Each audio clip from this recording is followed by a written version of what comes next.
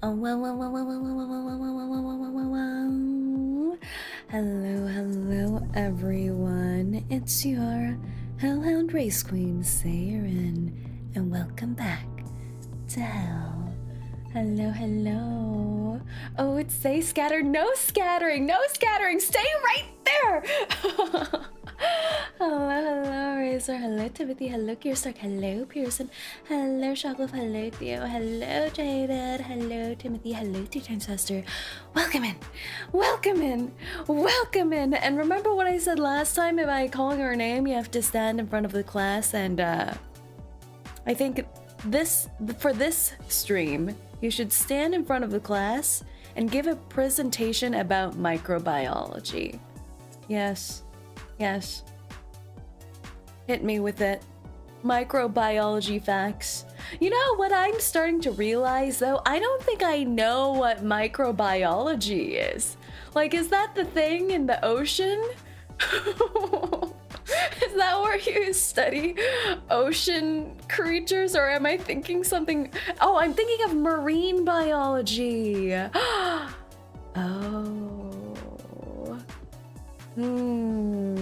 There must be some crossover between micro and marine biology there.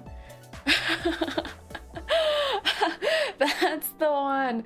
Germs. Microbiology is germs? Then are people who make vaccines microbiologists? Are those the vaccine people, the COVID people? The mitochondria is the powerhouse of the cell. That's right, it is. Say it louder, that's right. I love how this is the biology fact that everyone maintains in their mind. Like, do you think school curriculums across the world just drilled that into your mind? Like some strange form of conditioning? Do I really need to bring work into this? Are you a microbiologist? Marine biologist. You have marine stuff happening in your life. I remember you're one with the marine life. We should do a stream where I review all of your jobs and say whether they're valid career choices or not. Marine biologist? Accountant?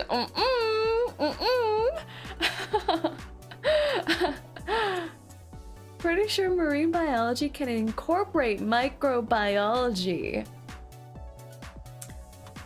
Really? Or is it the other way around? It's like the chicken or the egg thing. Which is encapsulating which? 50% to 60% water. The average adult human body is approximately 50% water. What's that fact again where you can go like 5 days without eating or 3 days without water to survive? I feel like that's a pretty low threshold. I feel like we can do better. Don't you think? I feel like humans don't need to eat for a week. I think they could survive without eating for a week, don't you think? Don't you think like 5 days without eating and you perish is kind of a low threshold? That seems too low. I'm like, maybe this is based on nutritional facts from the 80s. Say, are you going on a hiatus? Guys, it happened. The question someone asked. You're not supposed. I was waiting to see like who would be mentioning the H word. Well. Stay tuned and find out. Bear Grylls taught me to just drink urine if needed. Oh, actually, yes, that is true. I was asking my good friend Rena Estara, who's also a VTuber. We were like posing this like fun little party question around a group of VTubers, and we were like, okay, which one of us would we bring with us to a deserted island? And I think she said something like, you know what? I feel like I would bring Say because she would just not notice we were in a deserted island. She would just go like, la la la la la, coconut. And I'd be like, what is this image you have of me? Why? What do you mean? What? Huh? I can be helpful. I can be helpful. And then she was like, but if I was going for vibes, I would bring Sae to the deserted island. But if I was going for survival, definitely not. And then I'm like, I know how to survive. I have some survival skills. And she's like, really now? Do you know how to make fresh water from the ocean water? And I'm like, no, but I know how to make water from pee. So that's a survival skill. And then she quizzed me. She's like, how? And I'm like, I'm so sure I watched this at some point on television where you pee in like a bowl and then you put saran wrap over it or something. And then you wait for the condensation to happen with the evaporation. And then it separates the water from your pee and then you drink it. Glug, glug. And she's like, very good. You do the same with salt water. I'm like, wow, this is actually so educational. Now I don't need to drink my piss if I ever get lost on a deserted island. I can just drink the ocean. I don't know though. Would you feel would you feel more safe drinking your pee or drinking the ocean water? Because I don't know. I feel like the ocean water is kind of nasty. This is just like, hello. Hello, how are you? We're doomed. No, we're gonna survive. I can hydrate all the interns if we get stuck on a deserted island. Isn't that lovely? Filtering the water from the uric acid, I guess. Yes, that. Salt water is extremely dangerous by comparison. You see? I have a very trustworthy intern here. Theo, I think you've been stuck on a deserted island before. I feel like you're a credible source. You're gonna eat us? I don't know. I do wonder, like, by which day that you're on a deserted island would you start considering eating your companions, you know? I feel like maybe day 16? That seems like a good number. Day 16, you know? That's when I feel like I would start thinking about it and start gathering some sharp implements. Because if you're stuck on a deserted island with another person, I feel like it's inevitable that you start eating your compatriot. Unless it's like Peak, where there's coconuts just all over the place. Makes sense to me, exactly. We always have a roll of saran wrap on hand on a deserted island. This is the thing, like, I feel like I learned how to make water from pee from like Survivor or something like that, but I never considered, why did they have saran wrap? Why? Is that just something we should have on our bodies at all time? Like cell phone, wallet, saran wrap. I do feel like more and more lately, I think about plane crashes. I think it's because I've been taking Philwa and Philwa vacations via plane. So each time I'm about to embark on a plane required journey, I think, you know, this could be the one.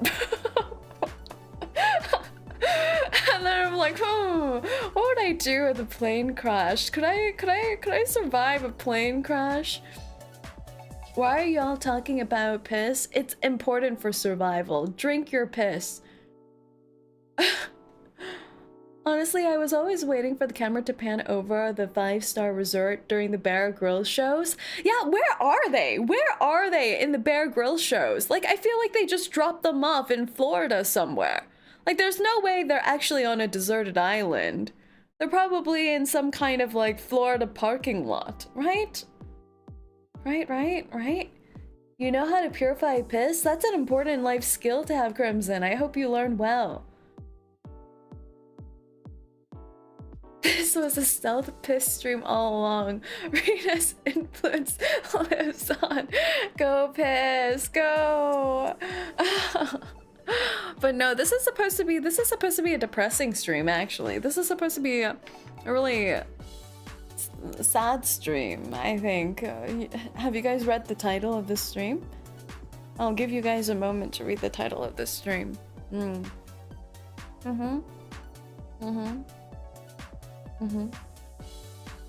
you read it?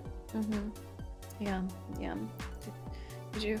Someone retired? Question mark. Are you going on vacation? Question mark. Hello, it feels like forever since I've been here. Oh, welcome in, welcome in. Sad because I guess the vibes we're going for. Yeah, we're going for sad vibes. Let me cut the music. Sad. Sad. Yeah.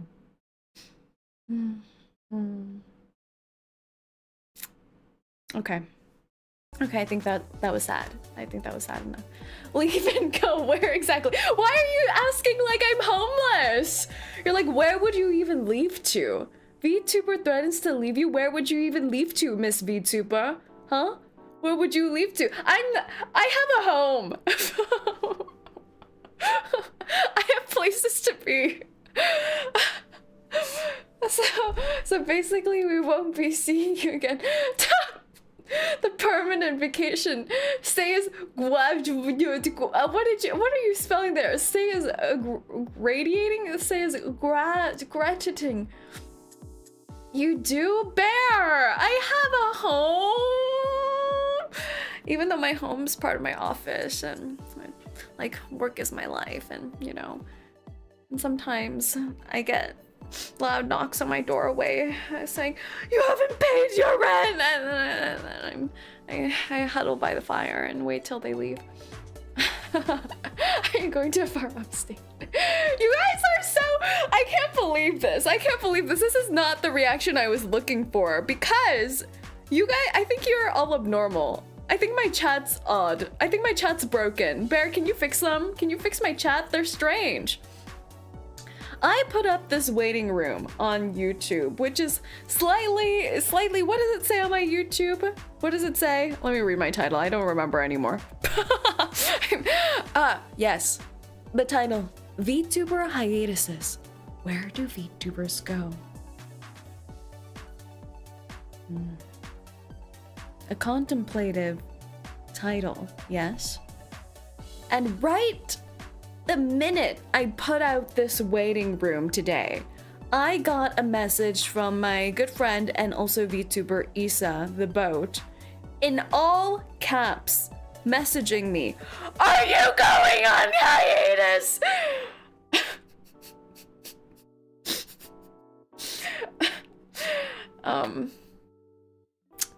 I was like, whoa.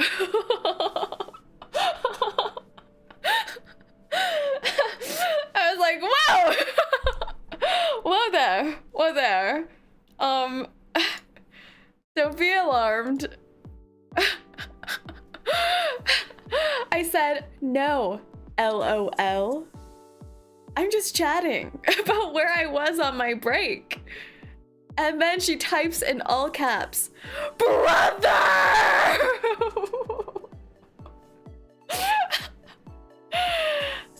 And I said, you're so dramatic. And 𝐂𝐴 said, your viewers are so well adjusted. If I made that my thumbnail and title, my chat would be screaming and crying. And that brings us back to all of you. What's wrong with all of you, huh? What's wrong with you guys? Why aren't you screaming and crying? I've been made aware from SS 𝐂𝐴-chan that the appropriate reaction is for you to start screaming and crying and maybe pissing a little bit. There were no screams or cries. I'm kind of disappointed. I went in here before starting my stream, and in my waiting room, you guys were discussing philosophy. I think it was Pearson saying, philosophically, if a VTuber isn't VTubing, does the VTuber still exist? They VTube, therefore they are. No? I can't believe this! Iron, thank Thank you for the 15 stream streak. If it's your choice to go on hiatus, then we respect your choice. We would miss you though. But it's your choice to— what is this? What is this? What is this? What is this? Huh? I don't want deep-seated understanding. I want you all to start rioting, foaming at the mouth, and maybe pissing a little bit. I can't believe this. What? I haven't cried in over 15 years. Sorry, I ain't got it in me. What if, like, we, like, slap you around a little bit? Would that help? I understand, Say. What are you understanding? You want our piss? Not like for me to collect, but like maybe if you pissed a little in your pants in a contained area, that would be acceptable, I think. If you do go on hiatus, do we as interns get our emergency supply of rations while locked in the basement in the meantime? No, of course not. It's Lord of the Flies. You start eating each other's limbs. And because you guys have great regenerative abilities, you keep chomping until someone finally perishes. You all turn it into a science experiment, gnawing away, saying, Rintern patient 018 has regenerated their left ankle in the matter of 12 hours. Let's see how long it takes for them to regenerate their head. So you wanted us to get rage baited? No, that's not true at all. I created this title as a little catch up, like I was going for the introspective route, but then Issa posed to me what a regular VTuber chatter should be like, and I'm like, you know what? That's true.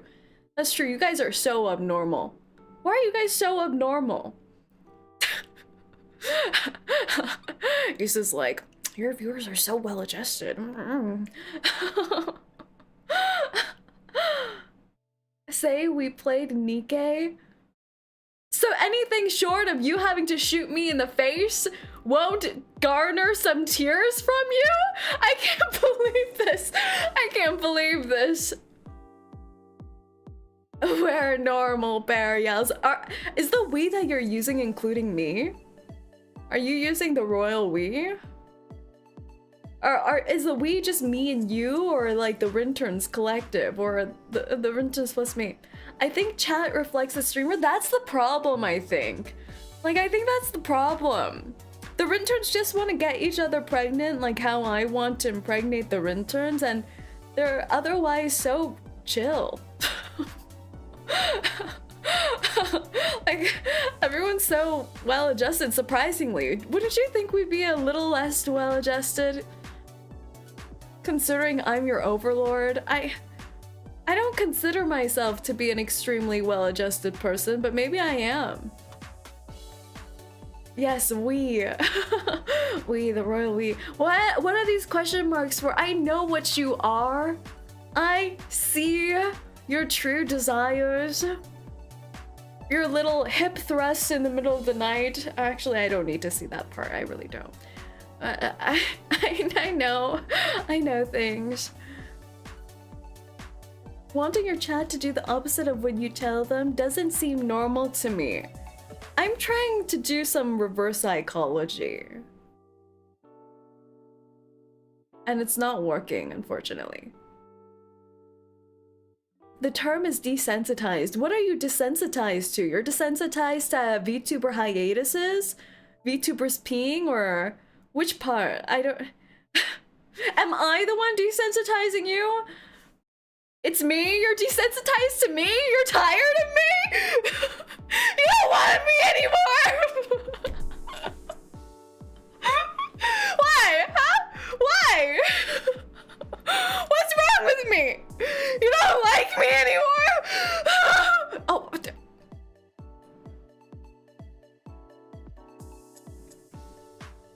You shoved a hot dog in my mouth. What was that? Oh, okay. Well, that was so mean.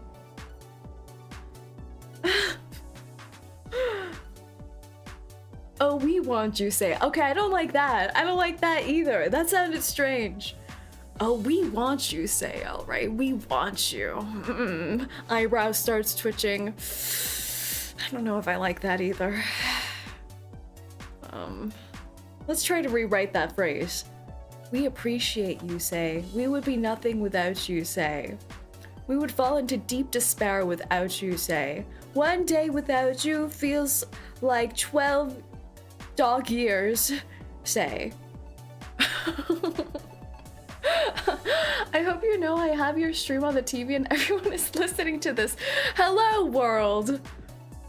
Hello, television populace of Hyun. I see you have some beef turkey on your kitchen dinner table. How new age of you. So, have you watched Heated Rivalry? I'm getting performance anxiety. I'm getting performance anxiety, guys. Why are they watching? Why are they listening? Make them leave! Beef turkey? Yeah, beef turkey. Isn't that like the Canadian stuff? The Canadian meat? Which is very close to space food, I would like to argue. Turkey is my favorite beef. Turkey beef. Turkey beef. Turkey beef. Turkey beef. Turkey beef. What are you talking about? I'm talking about turkey beef. Only Canadian food I know is poutine. What is that? What is that? Poutine. What's the word? Poutine. Poutine. Yes, poutine. You know what I've always wondered? Why poutine doesn't include good cheese? Like it's required that they use bad cheese in poutine, or else it's not poutine. Like the Canadians have marketed fake cheese to all of you for poutine.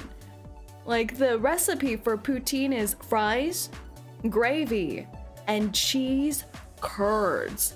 Like it has to be cheese curds. Why? What the hell are cheese curds? What are they? They're like the boogers of cheese. Like there's a it's like what are those? Those are like, it's how, you know, nowadays in bakeries, they've started selling to you the cake crusts, which they call rusts. Cake rusts? No, wait, I think they call it rusks. Can you even tell what I'm saying right now? Did all those words I just say sound exactly the same to you? R-U-S-K-S. They're starting to sell rusks, which are just like the edges of cakes. They're selling us things that they used to throw away. And that's what cheese curds are, the boogers of greater varieties of cheeses. And apparently, if you don't have the cheese curds and add actually good quality cheese, like, I don't know, Parmigiano, it's no longer poutine.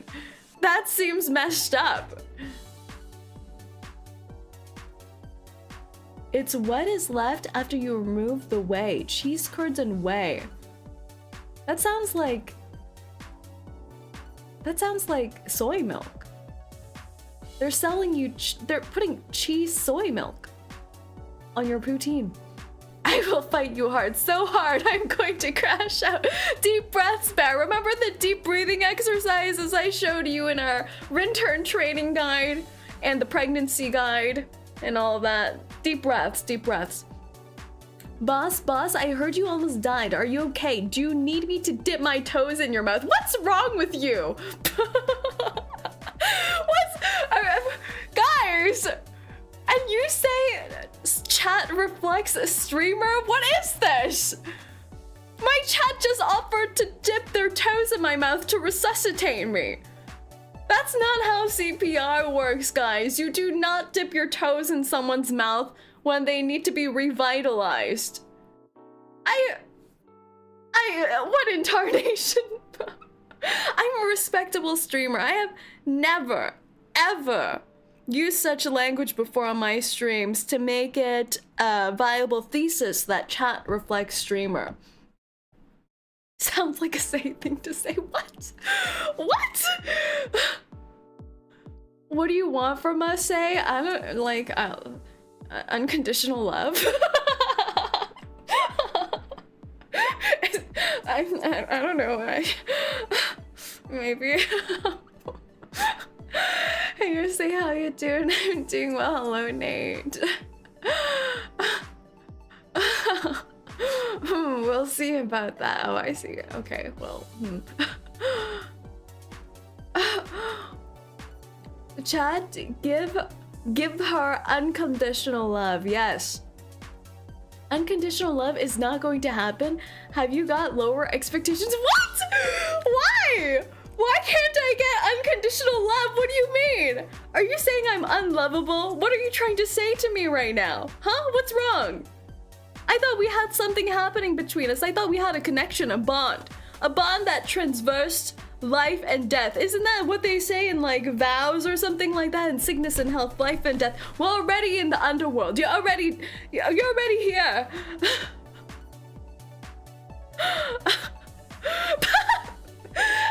Theo, thank you for the heart.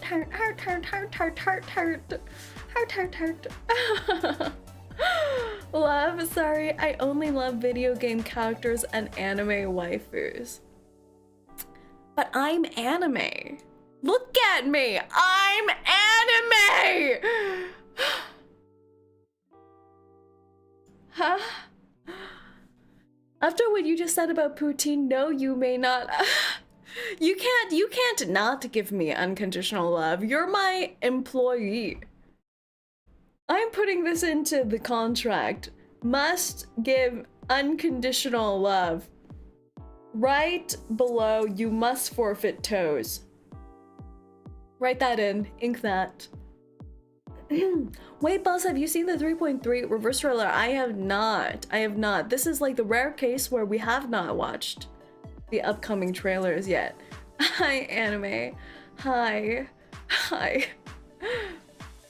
Employees hate their bosses all the time. What are you trying to say to me right now? Aren't you supposed— I can't believe this. I started this stream thinking that I would get love and support and people going like, no, don't leave us. Don't go on hiatus. Are you going on hiatus? You can't do this. You just can't. Instead, the start of the stream has been a roundabout way of going through philosophical questions, asking me to pee in your mouth or something like that. And now you're saying you hate me? What?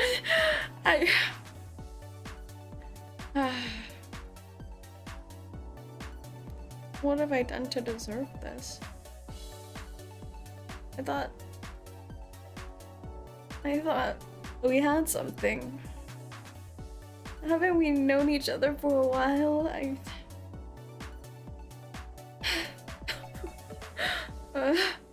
You're going on hiatus? Yes? Why are you saying it like that? Why are you saying it like that? Why are you saying it like you're going on hiatus? Yes! Why? Who is this?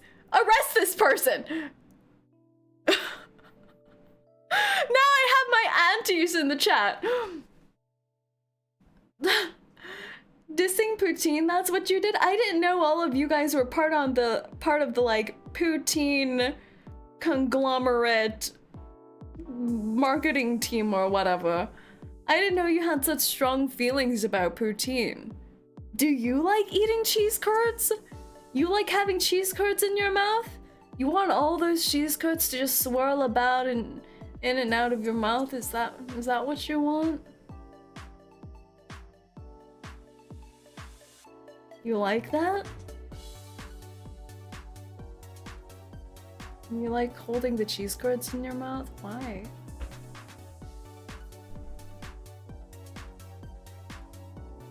A non-melting cheese is essential for proper mouthfeel. I feel like cheese curds don't even feel like they're real food though. If they're super fresh, they squeak in your teeth. That's disturbing. I think you're eating plastic. I ate string cheese, so cheese curds is not too far off, right guys? They're completely different. Cheese string gives you joy and fun of pulling them apart and going like wee, and sometimes you braid them. It's like an activity and food in one. But cheese curds, what purpose do they have? They hold no purpose except for looking like cheese boogers. Ah! I have heard of this phenomenon though, that some people eat their boogers. So I feel like everyone who said they like cheese curds just self-reported themselves. They melt? What melts? The boogers? The cheese curds? The booger? I'm getting confused. I am eating. Haven't you seen, like, I don't know what it is about young children, but their natural response to finding boogers is to pick them out of their nose and then put them immediately in their mouth and eat them. I feel like there's something wrong with the evolutionary state of children, human children. Like, why do they do that? Why? Kids are dumb, but isn't it odd that it happens with all children almost universally? Like, the first instinct is to put it in their mouth? Isn't that odd? That seems odd. That seems like the same thing as wisdom teeth and tonsils and appendices, where it's some leftover poor evolutionary trait.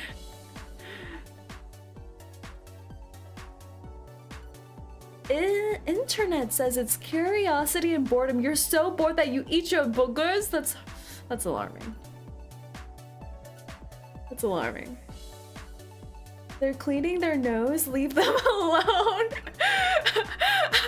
Oh, yeah. You're pregnant. Oh, pregnancy. Congratulations on more pregnancy. Speaking of babies, pregnancy babies, booger eating. Yes. Children learn about the world through their senses, so taste is basically another form of ears and eyes for the kids. The thing is, when you have a booger eating child, they don't stop. They don't just taste it and go, oh, that was weird, patooey. No, they don't stop. They'll continue eating those boogers until they're 9 years old, unless you shame them. So I don't know if this is a curiosity learning thing, unless we're teaching them about shame. They're building their immune systems by eating boogers. Is that true? Will that actually help them build their immune system? But it's a part of them. It like comes from them. It's them. It helps them grow taller, extra protein. What's the nutritional breakup of a booger? Is there any protein in there? I don't think that's so. It's like trapped dust particles, isn't it?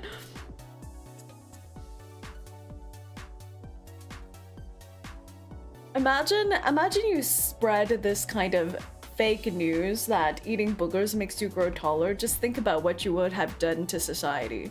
It's like, you know how every other month or so there's a new superfood that gets pushed out by Costco and grocery store conglomerates, like back in the day. Why am I talking like that? Back during, like, I don't know, COVID or something, like the superfoods were like blackberries, acais, manuka honey and things like that. Kale. And then you spread this fake news rumor and suddenly the new superfood is boogers. Oh, I remember there was a phase where people really liked drinking kombucha and tried making it at home, and it looked like a bad science experiment. It looked like the start of Spider-Man, you know? Where you just have this horrible contagion outbreak from at-home scientists. Dangerous, disgusting. Snot contains sugary proteins called mucins that help boost immune defenses. Oh my god. Wait. They're sweet? Maybe that's why the kids keep eating them. They're like little gold candies to them. Oh my gosh. Oh. Well, I guess people have done weirder things in the name of health to build up their immune system. I'm surprised it hasn't gone into gym culture if that fact is true, that it helps boost immune defenses. Then shouldn't gym bros just be like chomping on those boogies? How long have I been talking about Booger so far? I think this is too long. This feels like too long. This feels like too long that I've been talking about boogers. We should move on.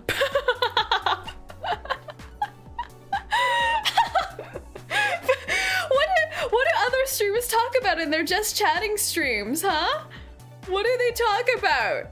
Do they talk about Think about your favorite just chatting streamer. What do they talk about? Not boogers. Okay, well, I've tested. You guys were like my test group for this topic, and you responded poorly. So I'm gonna scratch that off of my list of just chatting topics. We won't revisit this again. History of Northern Ireland from 1965 to 1998. Well, isn't the history of Northern Ireland just about potatoes? I don't know much else about them. And inbreeding, apparently. I think Ireland's a beautiful place.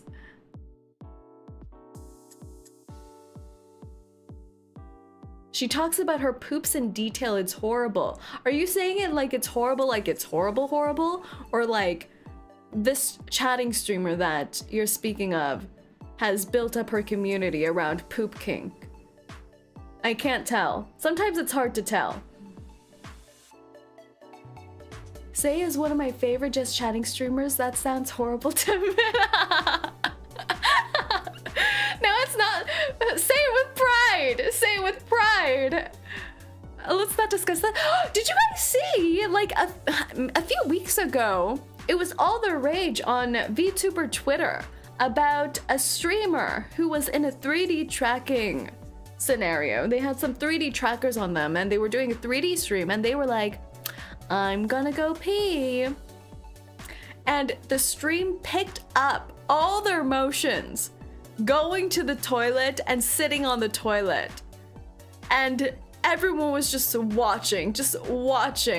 Like it was the tracking was way too good. Like you could practically hear the piss by how clearly you could see her going to the bathroom with the tracking device. And it became big VTubing news because people like on the VTuber side, like people who are streamers were like, whoa, what kind of trackers are you using? Those are so accurate. Tell us the tech. I can't believe it picked up your piss so well. And then from the viewer side, I feel like it created a kink. Like the viewers were like, oh my God, piss more, girl, piss more. I want to see more of that. So you never know with VTuber audiences. That's how 3D tracking works and mocap suits. Yeah, it's alarming. It's alarming. Pretty sure Cottontail took her mic to the bathroom one time on accident. Are you sure it was on accident though? Are you sure? Are you sure she wasn't doing a test group study to see how many viewers would activate positively to the noise? You never know. Where the hell are you seeing this? It was all over Twitter.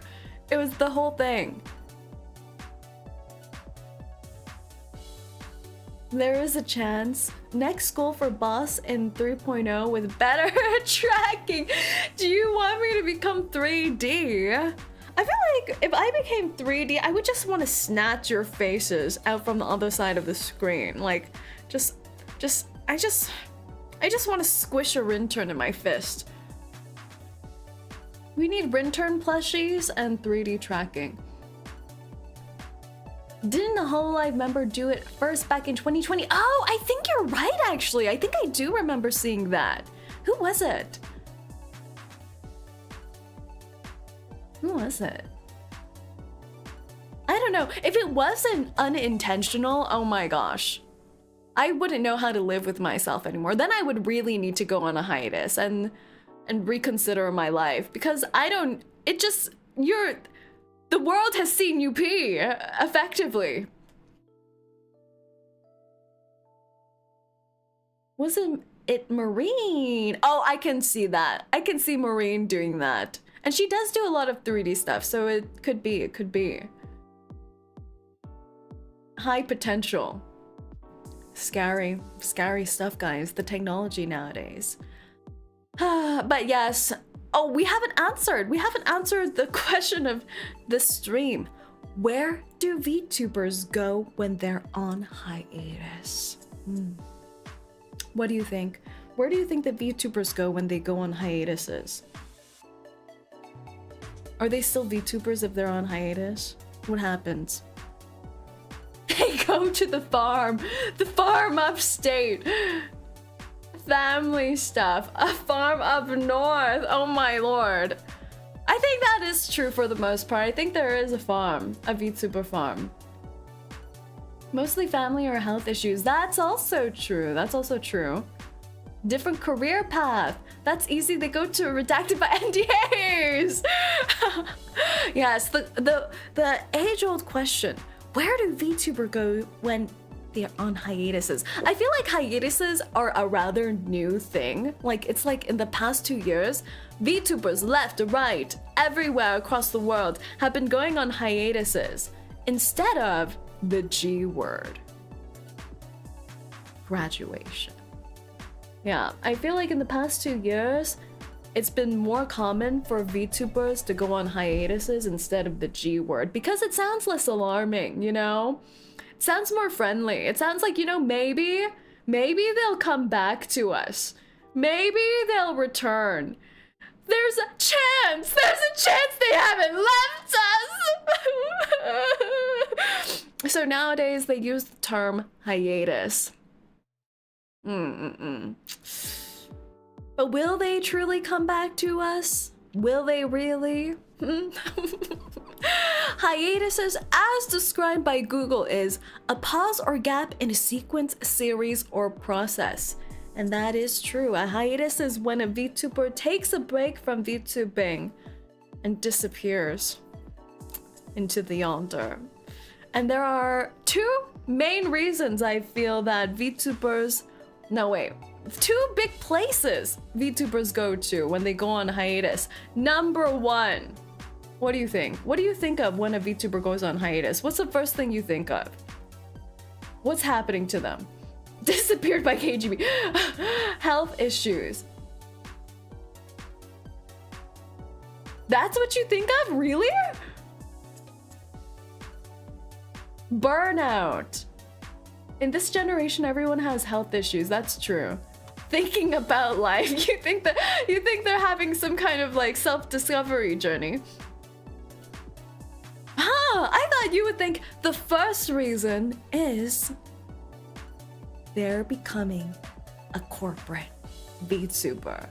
Maybe that's just on the VTuber side, but whenever someone goes on a hiatus, the VTuber community thinks, oh, where are we gonna see them in 4 to 6 months time? Oh, I think that does happen. I think that does happen. When a VTuber goes on hiatus, they're on their journey. They're moving to the realm of contractual obligations and NDAs, and will be reborn as a corporate VTuber. Isekai'd into another anime universe where there's more money. I like how I said that with such a big question mark. Maybe. Reincarnation. Now that you say that, I do know of a VTuber who was on hiatus and now they're on a corporal. Maybe it's because you guys don't recognize them when they become a corporate VTuber, that you guys don't think of that as the first thing when you think hiatus. Because I think on the streamer side, whenever I'm chatting it up with some frenzies and someone goes on hiatus, or like multiple people go on hiatus at the same time, we're like, ooh, which new company's releasing a gen? When are they gonna appear in a few months' time?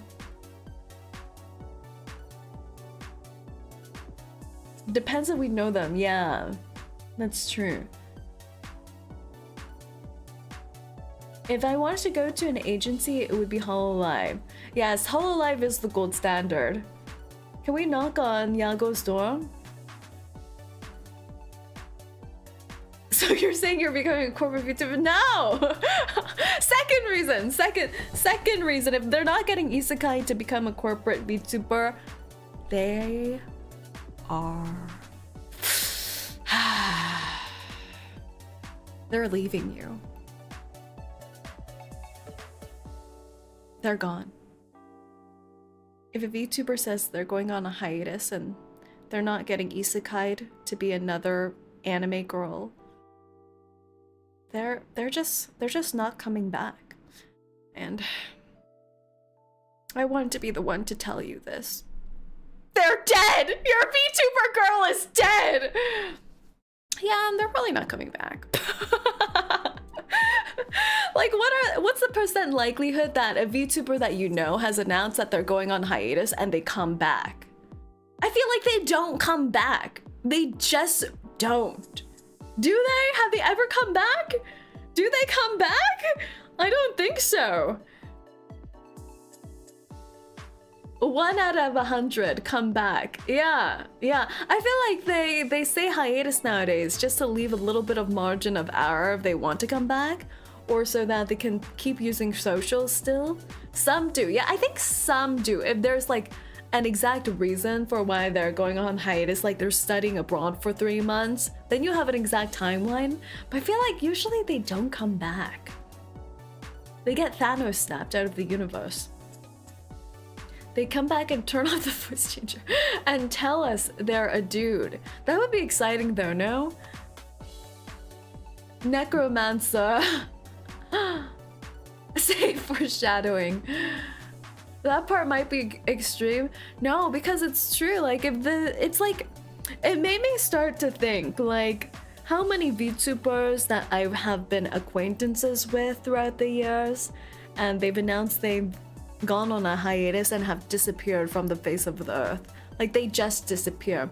It's when indefinite gets added to the hiatus. That's true. That's true. There is an evolution from the word graduation to hiatus to indefinite hiatus.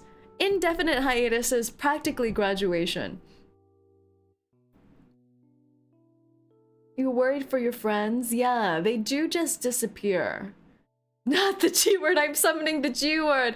I'm summoning the G word. Earlier this year, I saw a VTuber say they're returning after 3 years. That's crazy. That's amazing. That's actually pretty cool. Coming back after 3 years, that's like the lifespan of an average. I think that's longer than the lifespan of an average VTuber. Like, I feel like we need more polls and surveys for the VTuber community to complete, because I feel like the average lifespan of a VTuber is probably like 1 to 2 years, if I'm gonna be honest. 1 to 2 years, and then they maybe do the G word and go on indefinite hiatus and disappear. Yeah, that's right, everyone. Care for your little VTuber goldfishes before they're gone. They have short lifespans. We practically have the lifespans of what, like gerbils? How long do gerbils live? We have the lifespans of bunny rabbits. I say hello, 𝐒𝐴𝐻. Imagine going to 5 to 10 years coming back from VTuber. Yeah, that would be insane. How long has Sae been going for? We've been here for, I think almost 2.5 years. Almost 2.5 years, I think.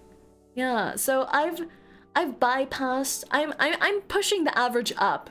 I'm bringing the average life cycle of a VTuber up. You're welcome, VTubing world.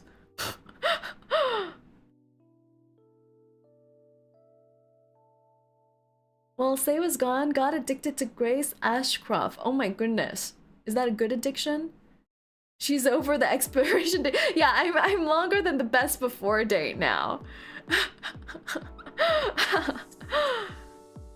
Gerbils can live up to 3 to 4 years on average, or 5 to 8 years with better care. Oh my lord. Okay, the average VTuber has a life cycle worse than a gerbil. That's distressing.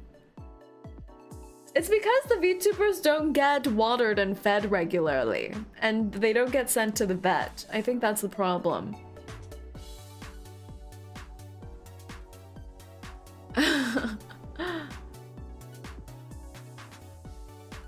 Oh, Grace Ashcroft is the new MC in Resident Evil 9. Oh my gosh, I've been seeing a lot about Resident Evil lately on my timeline, mostly about the man. Who's that man in Resident Evil? And they think he's very puckable. They really want to do bad things to him. The internet wants to do very bad things to him. Leon Sex Kennedy. Leon was always hot. That's right? I remember seeing him from the other games, right? What changed? Why did he have some sexual reawakening on the internet recently? Does he look different? Like, cause people want to do very no good, horrible things to him recently. He got old. He got more daddy. He got old in Resident Evil 9. He's 49 years old now. Oh my gosh, everyone's after the old men, maybe. They just want the old men. He went from baby girl to daddy. But how come the people want to puck the daddy? Like, they want him to be a little bottom boy. Or should I be saying these things? Like, no one's going like, hey daddy, what you doing? No, everyone's like, I'm gonna ruin you. I'm gonna bring my screwdriver and ruin you. They want to keep treating him like a baby girl. I see. Even though he went from baby girl to daddy, they want to treat the daddy like a baby girl. That's cute. I like that. I'm gonna read some fan fiction about Leon. I don't know if I want to play the game. I have played a Resident Evil game before, and it was really fun, but also distressing to me. And if there's no, like, potential for yaoi, I don't know. I don't know how enticed I am. There's so much, be ready. But what's the fanfic about? Like, who is he being paired with? Who's he being paired with? Does he have a ship pairing? He's being paired with the zombies? What do you mean? Reading Leon fanfiction when? Ada! He's being paired with Ada! Is that the main pairing? He gets paired with everyone, he gets passed around, I see. I didn't know there were enough characters in the Resident Evil world for you to have, like, fun secondary, tertiary ships. Boss, I just reached the point that I'm reading Grace Ashcroft fanfiction. I'm at a point of no return. Yeah, it's when you start reading fanfiction of a franchise that you're past the point of no return. But honestly, I do know something worse than that. I've heard of people who read fanfiction of franchises that they don't even watch. Like, they don't even engage in the form of media, but they read fanfiction of it. So for example, not playing Resident Evil 9, but reading Leon fanfiction. That's the real degenerative behavior. Sadly, you can't date Leon because from what the devs and fans know, Leon is married. That doesn't mean anything. He can be married and still date. Do we know that the wife's still alive? No. They could be dead. They could be dead. It's a zombie world. Everything goes. It's a mystery. Well, even if he has a wife, he has room for a husband, so... Please, tell me there's some male-on-male shippery for Leon. Did you know Ada is originally dead, but the fans loved her so much they brought her back on Resident Evil 4? Yes, I did know that. I did. They say, the devs say that to tone down the thirst. Oh, they said that to tone down the thirst. I do wonder how you would feel as a game dev if you created like a beloved game character, but everyone just wants to puck them all the time. Like, and you in your little dev computer chair was like, I'm gonna make the chattiest Chad bro ever. He's gonna be the coolest Chad. Aura farming everywhere, the baddest of badasses. He's gonna wreck people. And then on the internet, it's just everyone calling him their baby girl and wanting to puck him.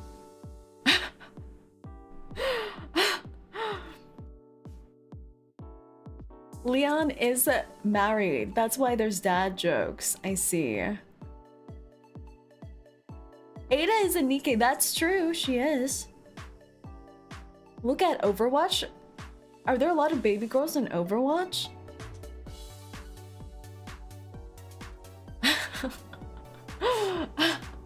Is there a lot of baby girls in Overwatch? So many.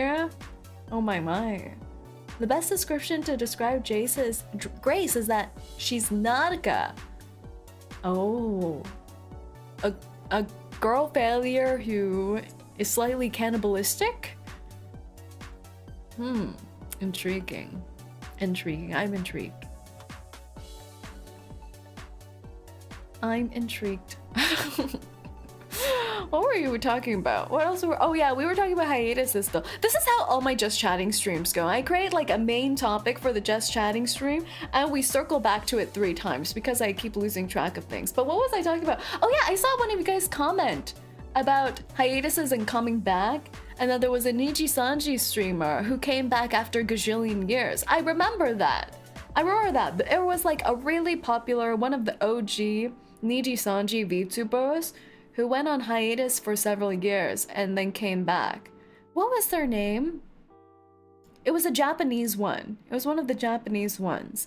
But I think it's interesting. I feel like corporate VTuber hiatuses, haven't people pulled the veil several years ago where corporate VTuber hiatuses are a different breed of hiatuses because you don't know.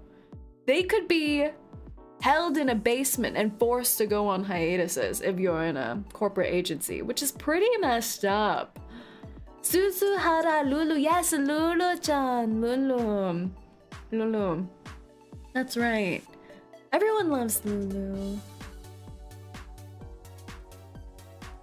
Yes, Lulu. Nietzsche, Black Company. That is I think the overarching perception people have of Nietzsche nowadays. But I feel like what's to say that's not the average VTuber agency experience? You know? I know a lot of VTubers have been in agencies or are in agencies, and there's a lot of horror stories that can happen behind the scenes. Of course, there are quite a few good ones too, I think, but there's a lot of bad ones. I think Nietzsche is just the big case that got blown and everything revealed like that. But there have been a lot of bad agencies. What's the one that's really bad? Wactor. Like, Wactor is a horrible one who will sue their talents and things like that.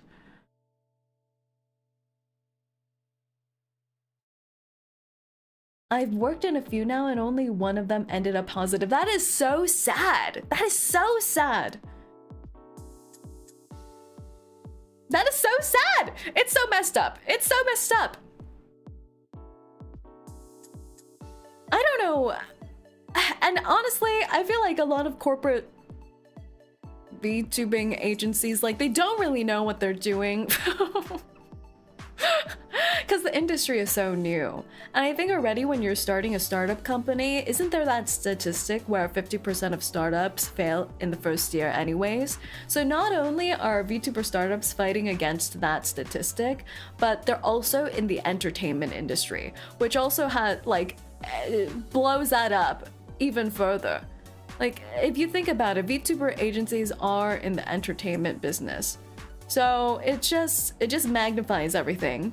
And then you have a bunch of people who just flooded the VTuber space during the peak of VTubing to start VTuber companies because they thought, ooh, this seems easy. And they don't know what they're doing. They don't have any business background.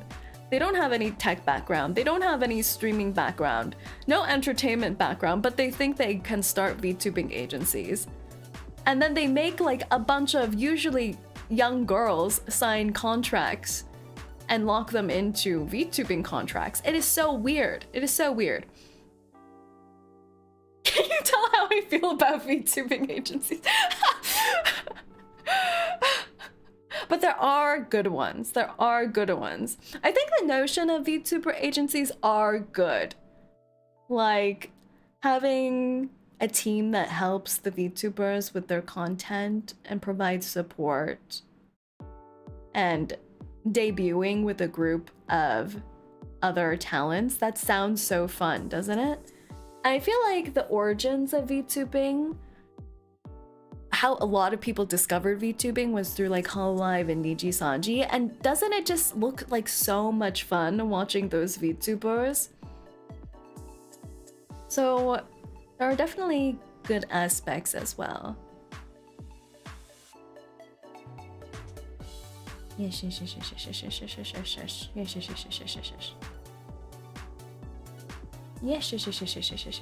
Good morning, hello Sachiko, welcome in. VShoujo burned down? What do you mean? Yes, the VShoujo did burn down. VShoujo closed, yeah. Yeah. But I think in the life cycle of the VTubing agency, what did we have? Who was the first to recognize VTuber again? Was that 𝐂𝐡𝐚𝐭 𝐸? No, was that? I always mess up the two Japanese ones. Yeah, 𝐸-chan, right? The one who's known as one of the pioneers of VTubing. We had 𝐂𝐡𝐚𝐭 𝐸. Then we had the whole like peak of corporate VTubers. Hololive, 𝐂𝐡𝐚𝐭, VShoujo, the giants.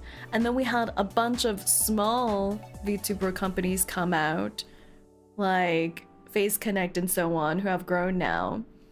And now we have the fall of VTuber agencies and the rise of VTuber indies. But with that, we have VTuber fatigue. VTuber fatigue. And that's not that the people watching are getting tired of watching VTuber, it's that the VTubers are getting tired. The VTubers are getting tired, guys. I don't know what's happening nowadays, but so many of my VTuber friendsies are exhausted. They're like trugging along and getting some serious case of VTuber fatigue where they're considering stopping VTubing or considering going on breaks. And I'm like, ooh, what's happening?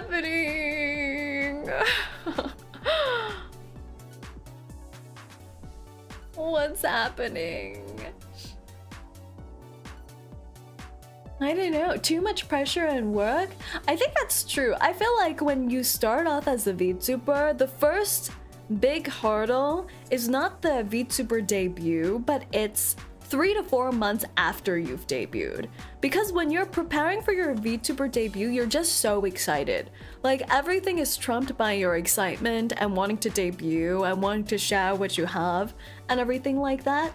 But the first actual hurdle, I think, is like 3 to 4 months after debut, where you're trying to find your rhythm and trying to think like, oh, what even is my content? What am I doing? And then the next hurdle, I think, is like at the 9 to 1 year mark, because then it's been long enough for you to probably should know what you're doing. and next hurdle after that is like at the 2-year mark. And I think that's where a lot of my VTuber friends are. Like right now, they're at the 2-year-ish mark of VTubing. And they're getting VTuber fatigue. I think it's also because when you start VTubing, a lot of the big fun things that you see are usually what comes with corporate VTubing, right? Like 3D models, VTuber concerts, original songs, going to cons, being guests at things. Like a lot of these things come with being in a corporate agency and are difficult to achieve when you're just an indie. So I feel like, especially with a lot of my indie VTuber friends, it's kind of like, I don't know. It's kind of like hitting a wall because you're just doing the same thing and day in and day out, and you don't get those like very fun events, the more extravagant things to put out, you know? I'm still quite new to the VTubing community. Well, yeah, they are idol agencies first, gaming is second. Yeah. Say is saying she's bored of us.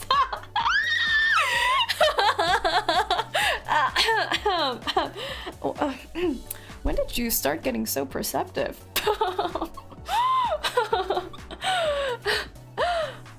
Either leading the trend or staying on top of it. Yeah. No, I'm not bored of you. No. No. Stop spreading these lies, please. That's how Southeast Asia VTuber agencies work. Boss, are you leaving us? No, I just came back, guys. I just came back. I did this stream mostly because I took a little bit of an unexpected 1.5 weeks off. And we would do a little catch up, chatty chat. I feel like 1.5 weeks.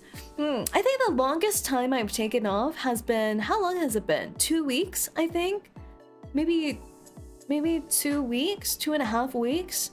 I think the longest I've been off was when I was prepping for my 2.0 outfit debut. This outfit right here, where I took maybe like 2 or 3 weeks, quote unquote, off. But I wasn't really off because I was busy promoting this outfit.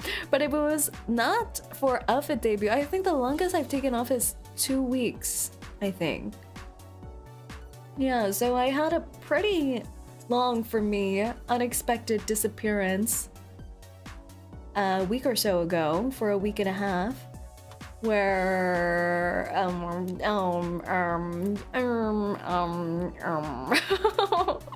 I guess to your earlier guesses, what happens to a VTuber when they go on hiatus? Health issues, family issues, real life issues. Yes, there were those kinds of things. There were those kinds of things happening. Say got pregnant. That would be the shortest maternity leave. The shortest, smallest maternity leave. I would need a longer one, I think. I would need to make content about it. I would vlog my pregnancy journey, I think. So if that ever happens, you'll know. I'll post about it. But yes, I did have some family business to take care of, and I kind of wanted to talk about it, but now I don't really know how to talk about it, but I kind of want to talk about it. But it was we got some health scares, not from me but from, say, grandmama. So my grandma had some health scares during the time I was away, and I won't go too much into it, but it just reminded me that old people are scary. I don't know if you guys have like elderly grandparents or relatives and things like that, but old people are quite frightening because you look at your grandparents and you're like, look at these like cute cute old people. I don't know. Every time I see my grandma, I'm like, look at this cute little grandma. I just want to squish and hug her and everything. It's similar to how I feel with the Rinterns. I just want to squish people all the time. But then sometimes they go on sicko mode where they look so frail and like you need to take care of them. But sometimes when you have a disagreement with them, they get scary. Like, I think elderly people put all of their strength stats in their grip. The grip of their hand. Like, suddenly, they can hold on to you and break your wrist, and they have the power of 1,000. What? What's something scary? What's something scary and tiny? The power of 1,000 Smurfs. Yeah, so I had a long extended time with my grandmama during the little health scares. Having some of the same issues with your grandpa, so I get it. Hope they're doing better. Thank you, Jade. I hope your grandpa's doing better too. Smurfs, yeah, aren't Smurfs frightening? Smurfs are frightening. They're small, round, and frightening, and that's how I feel about the elderly too.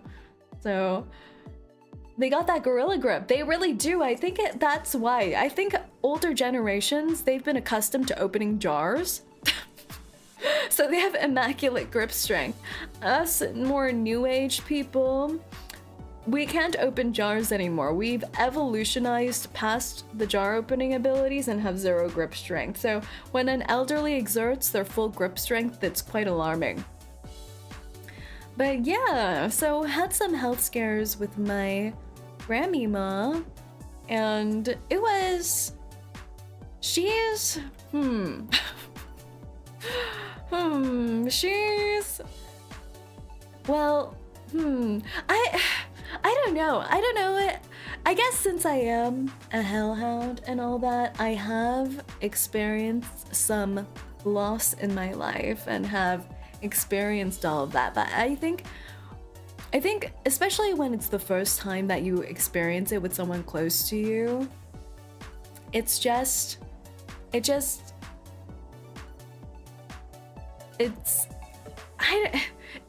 so hard to understand, right? And process grief and understand that they're no longer here with you. And I think the biggest thing is, especially if you have a funeral or an open casket funeral and they're just lying there, I feel like the first thing you notice is how still they are, you know? When you see someone and they're no longer breathing. Yeah. It's odd. It's odd. Why am I talking about this? Your grandpa recently passed away. We weren't really close, but still feel, yeah. Exactly. Can elderly hands be used to open jars for future reference? 100%. They're the professionals. Boss, are you dying? I'm a hellhound. I'm already, like, practically dead. It's okay. But my family members, a lot of my family members have elected to live on Earth amongst the living. So sometimes they have a few health scares here and there, and it's frightening. But yeah, my grandma is doing better. She is doing better. She's a little... So I think because now she's doing better, I can make jokes about it and make fun of it. But she was going through it. Like, I don't know what they gave her, because the nurses gave her some kind of weird drugs that made her start hallucinating. And that's never good. That's never good. Having an elderly person start hallucinating at you. My grandma was having the best, well, I don't know if it's the best trip of her life, but she was having one of the trips of her life because she was hallucinating and saying she was seeing relatives and aunts and uncles and all these people who have long since passed away, which is a horrible sign. I'm like, what? I walk in to visit her the first day and she's talking about someone who passed away maybe 30 years ago. I'm like, wow, this is really a sign of health. And this is really reassuring me. They gave her the good stuff. They gave her something way too strong. Don't go into the light. Exactly. Don't go into the light. So it was like a week journey before she started feeling better. The first day I visited her, the worst condition I've ever seen. I was like, she can barely breathe. She's like hyperventilating everywhere. They're like, she can't swallow things or anything like that. And everyone's like, you should prepare. Like the nurses were calling us and going like, you should prepare. And you should all go visit her because this might be the last time you see her. So we're all filtering in and saying our final words to her. The priest was summoned. That's right, a priest was summoned for my grandma hellhound. The whole shebang was happening. And then the next day, she was like on the phone FaceTiming relatives from a different country and going like, yeah, I'm fine, I'm doing great. I was like, Grandma, huh? And then the day after that, she starts hallucinating again and going into the light. I'm like, Grandma, don't go into the light, don't go into the light. And then one of the relatives who was abroad on vacation, one of the first vacations my auntie was on since like in the past 10 years, she flies back on practically a red eye, comes back, and she messages in the group chat, the group family WhatsApp chat, where all the hellhounds are, and says, she's not gonna make it. She's not gonna make it. If we're lucky, she's gonna still be here with us by tomorrow morning, but I don't know if she's gonna make it through the night. And then we're like, what? But she was doing so well, FaceTiming relatives yesterday. And then my parents were like, yes, that happens sometimes, where right before someone's about to pass away, they have a moment of clarity or a day where they have more energy. And I think that was what yesterday was. So we should go prepare. So we're all emotionally preparing, getting the wills out or something, picking out a nice plot for her cemetery to be buried away. And I trek back to see her, and she's watching Netflix. She's doing great. And I'm like, so, hi, Grandma. What you watching? She was watching Love Island. What do you mean? What? I'm just flabbergasted. I'm like, do you even understand what they're saying? You don't speak this mortal modern language of Love Island. And she's like, no, but there's a lot of shirtless men. I'm like, what's happening? What's happening? My uncle and my aunt's there, and I asked my aunt, I'm like, didn't you say she was dying? You said she was dying. And she's like, she's just sometimes like this. I'm like, what do you mean she's only sometimes like this? She's only sometimes watching Love Island? What do you mean? She's like, no, she sometimes looks like she's doing well, and then sometimes she's not well again and looks like she's dying. I'm like, is she pranking us? I can't tell if she's only sometimes dying. Yes, she's only sometimes dying.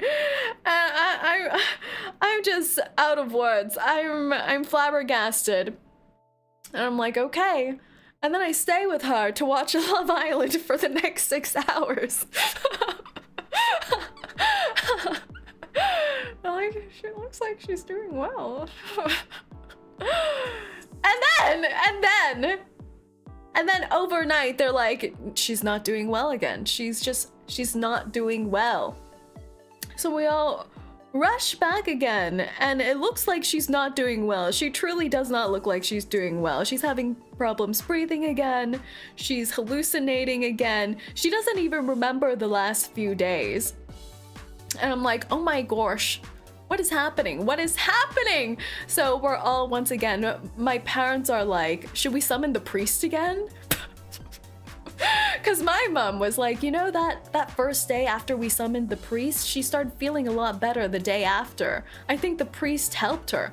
I'm like, she's a hellhound, okay? I don't think I don't know if that had any direct correlation, but I guess we could summon the priest. So my mom, for some reason, has the priest on speed dial. Some young guy some like 20-year-old priest. I didn't know you could become a priest when you're 20-something years old. Don't they need to take courses? Don't they need higher education? Don't they need some kind of priestly certificate? I don't know. But 20-something seems too young to be a priest. I don't know what his qualifications are.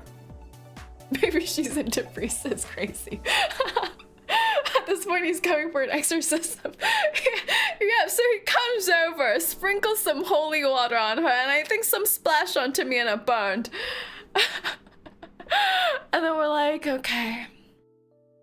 Yeah. I guess we should mentally prepare. We should mentally prepare.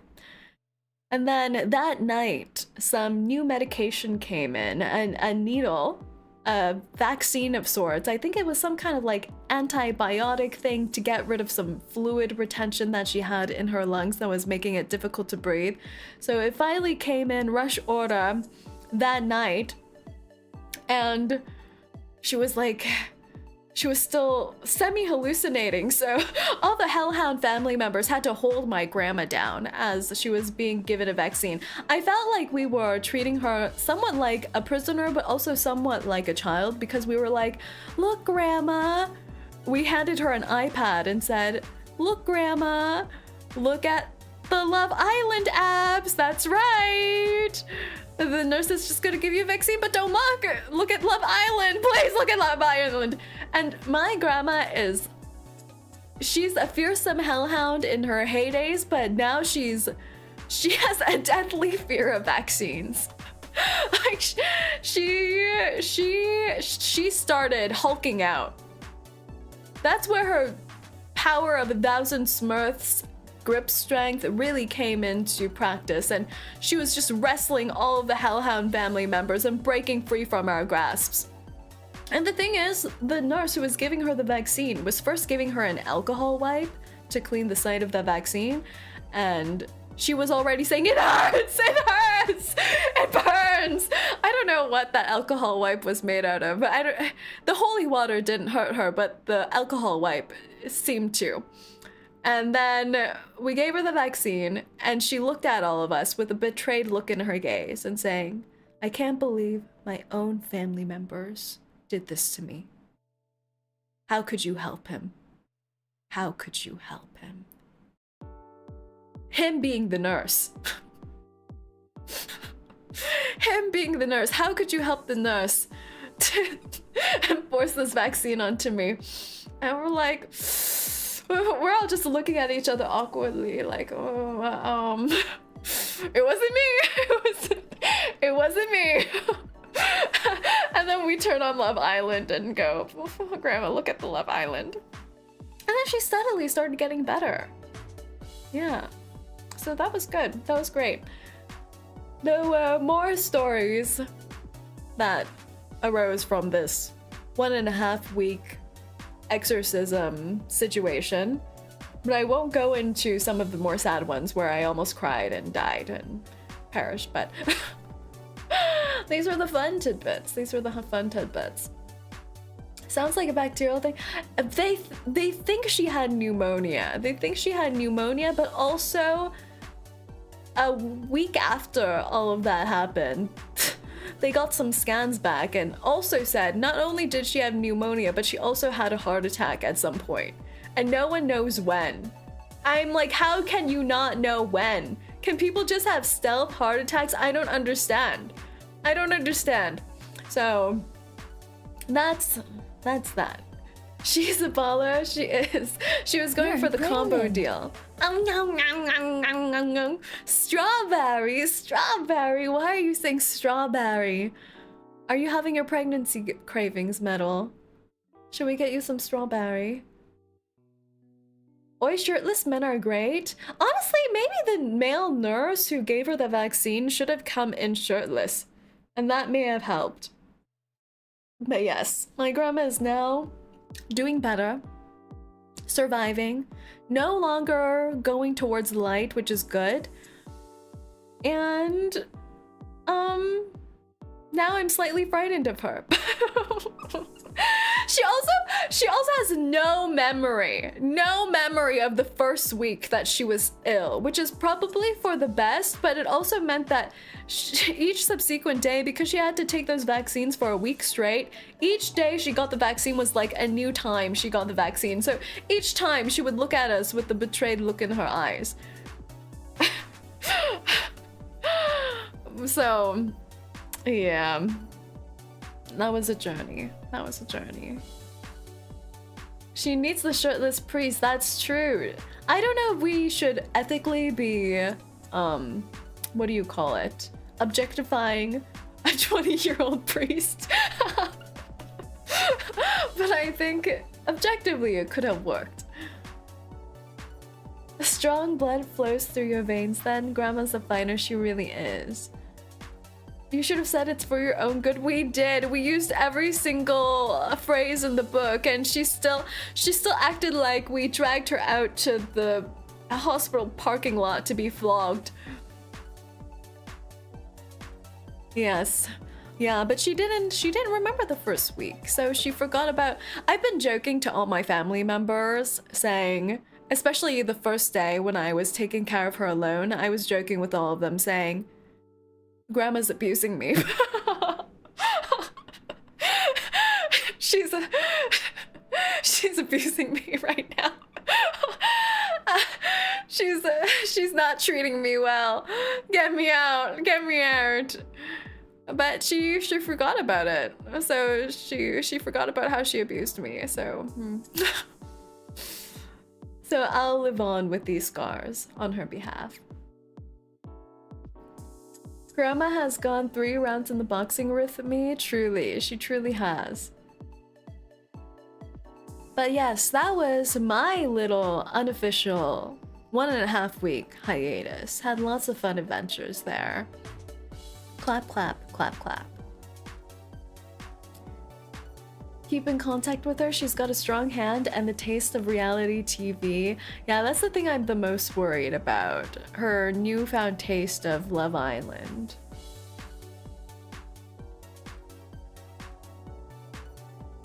At least we know how Sae would act if she got old. Yeah, probably. That would be me, but minus the grip strength. I have the worst grip strength. That's why I can never truly live alone, because who would help me open jars? I will always need some kind of companion or neighbor that's really close by who can open jars for me.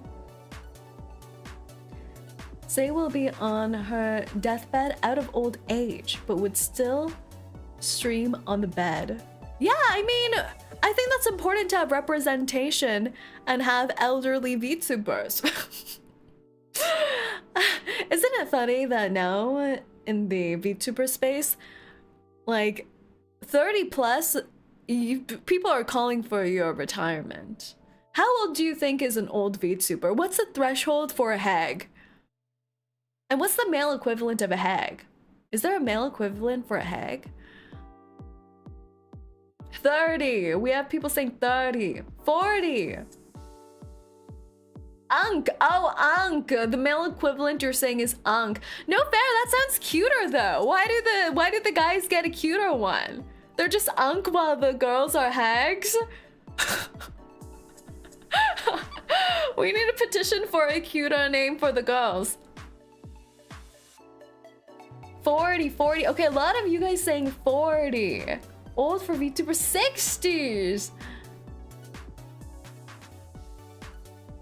Aunties? Yeah, aunties would be cuter, I think. The cute ones are aunties. 30, 40. Yeah, I feel like a lot of people on the interweb say 30 is like 30 plus is hag status.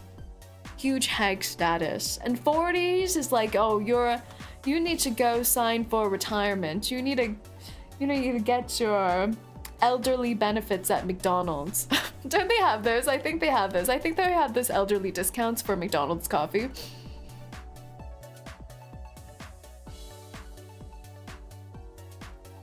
47, but I know a lot of VTubers are pretty much mid-30s to mid-40s. I think, yeah, I think in the VTuber space, you're either... let me think. VTuber space. How old are my VTuber friendsies? A lot of them are very young, I think. Yeah, quite a few of them are quite young.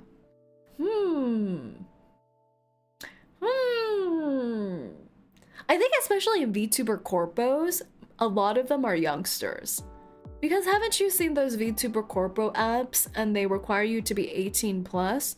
And all the time, there's like the youngest people in there. And I'm like, why are the VTuber corpos garnering all the babies? But I think amongst the indie space, there are quite a few hags and unks. Yeah, there are. Have I seen many?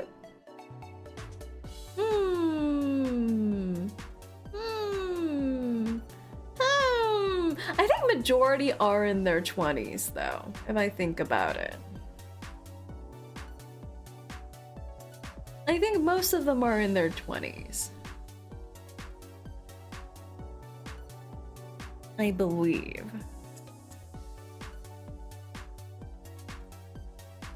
Since you're retiring, can I leave the walls? Of course not. Not allowed to leave ever. 20s, 30s, yeah. Yeah, I think so. Confirmed stay is no longer that young. What are you saying to me? What are you saying? Don't I give young energy?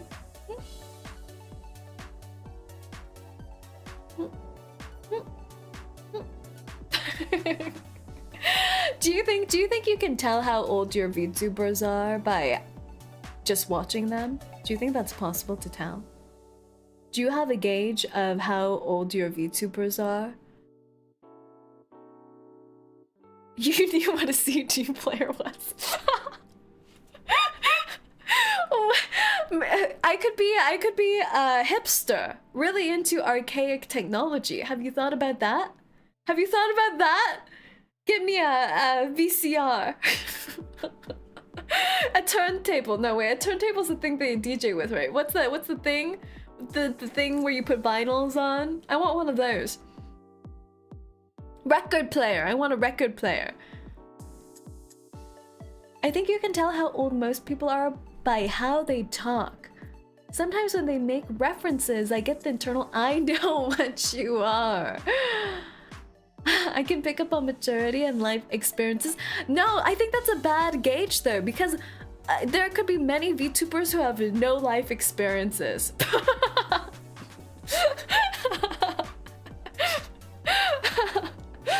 Don't you think so?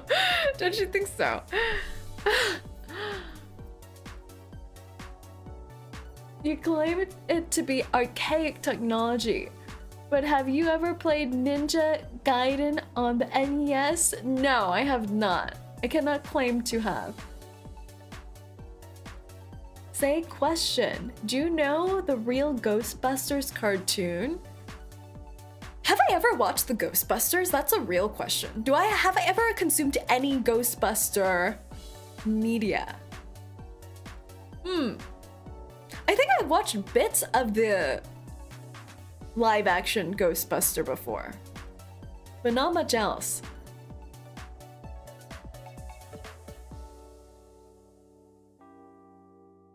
The live action Ghostbusters.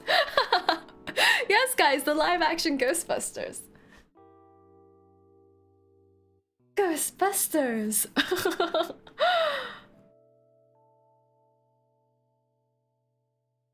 What about Men in Black? That's the one where there's a guy from Marvel in it, right? Is that the one with the guy from Marvel who's Nick Fury? Am I crazy? Is Nick Fury in Men in Black?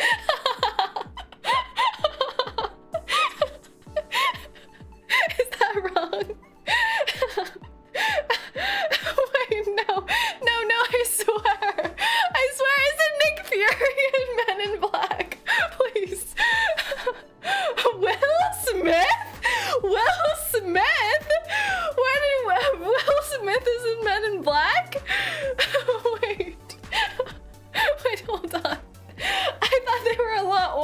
by now. I thought the actor was a lot older by now. I thought the actor was Nick Fury age. I don't follow Will Smith's early career. I really like the movie where he was the guy who had a Rubik's Cube to solve. What is it? Something happiness? I like the happiness movie. That was not happy at all. That was really sad.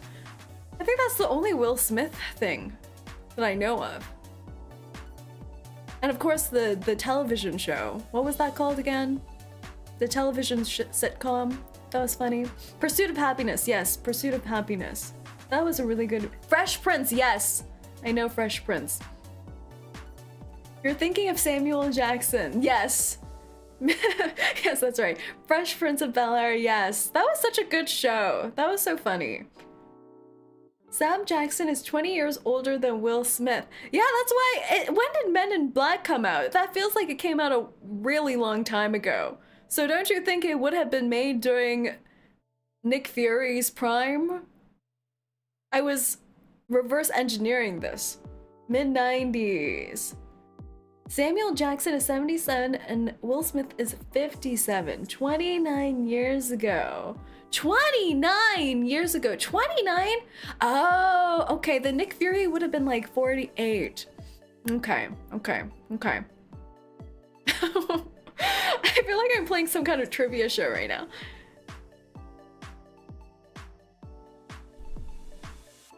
Samuel played Star Wars. He demanded a purple lightsaber. I think if you're Samuel, you should be able to make demands like that. You see, guys, I'm very young. I'm very youthful. I don't know about your archaic references and the movies that Samuel Jackson was in.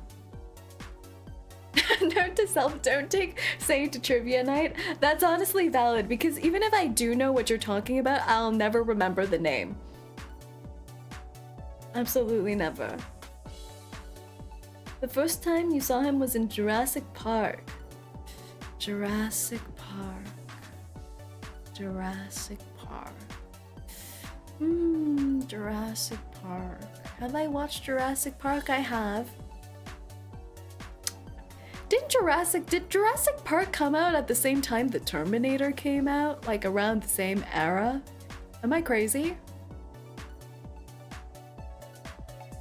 No, how come every question I ask, you guys just say no? 1997 and 1993. That's close! That's close! That's pretty close. Jurassic Park came in 1993. What about Terminator? Terminator? 1984? Is that true? What? 1980s? Wait, let me search this up. Terminator movies. Because there has to be more than one, right? Terminator movies. What? What? Oh my gosh! That is the guy! The Terminator man! That is the Terminator man! What's his name? Arnold Schwarzenegger was the Terminator? Mr. Arnold was the Terminator? How did I not know this? How did I not know this? Maybe I'm just really bad with pop culture. You didn't know? I must say, when I watched it, it was like horrifying to me. Like the movie was so scary to me and all I could remember was his robot face. And like his robot face wouldn't immediately scream to me Arnold Schwarzenegger, so. Wow.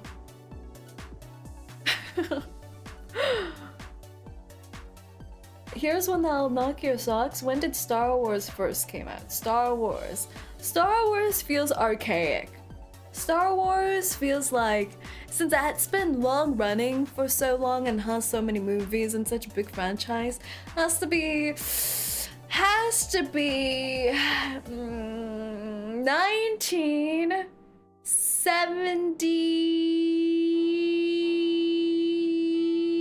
1970. The original trilogy came from 1977. Oh, I was close. 1977 to 1983. I was close. I was pretty close.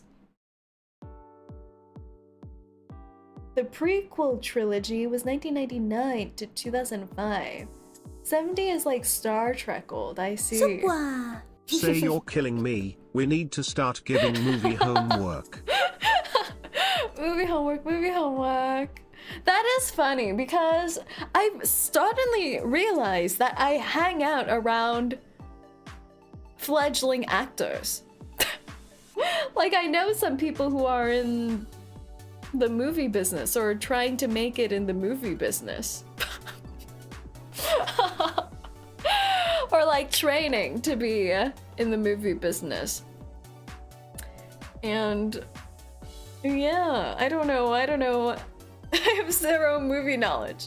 They keep talking to me about movies. Like, they keep talking to me about like the Oscars coming up and things like that. I don't think I've watched a single film that's nominated for Oscars. But yes, I have come to realize that some of my friends are in the real life entertainment business or trying to make it into the real life entertainment business. And the only thing that I could connect to them with was heated rivalry. They were talking to me about, oh, the Oscars, who do you think's gonna win? And I was like, I don't know, but did you know there's a heated rivalry? And something that's come up recently in the heated rivalry cinematic universe is that they've released the casting calls for season 2. And I was like, you're an actor friend of mine. You should audition for heated rivalry season 2. I made it. It's my Oshi. Also hi boss, I guess. What? I guess. Shaking my head.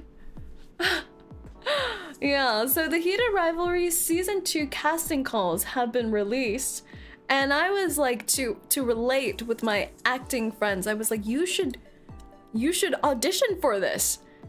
And there's, I believe, 5 or 6 roles they're currently casting for, and 5 of them are gay hockey players.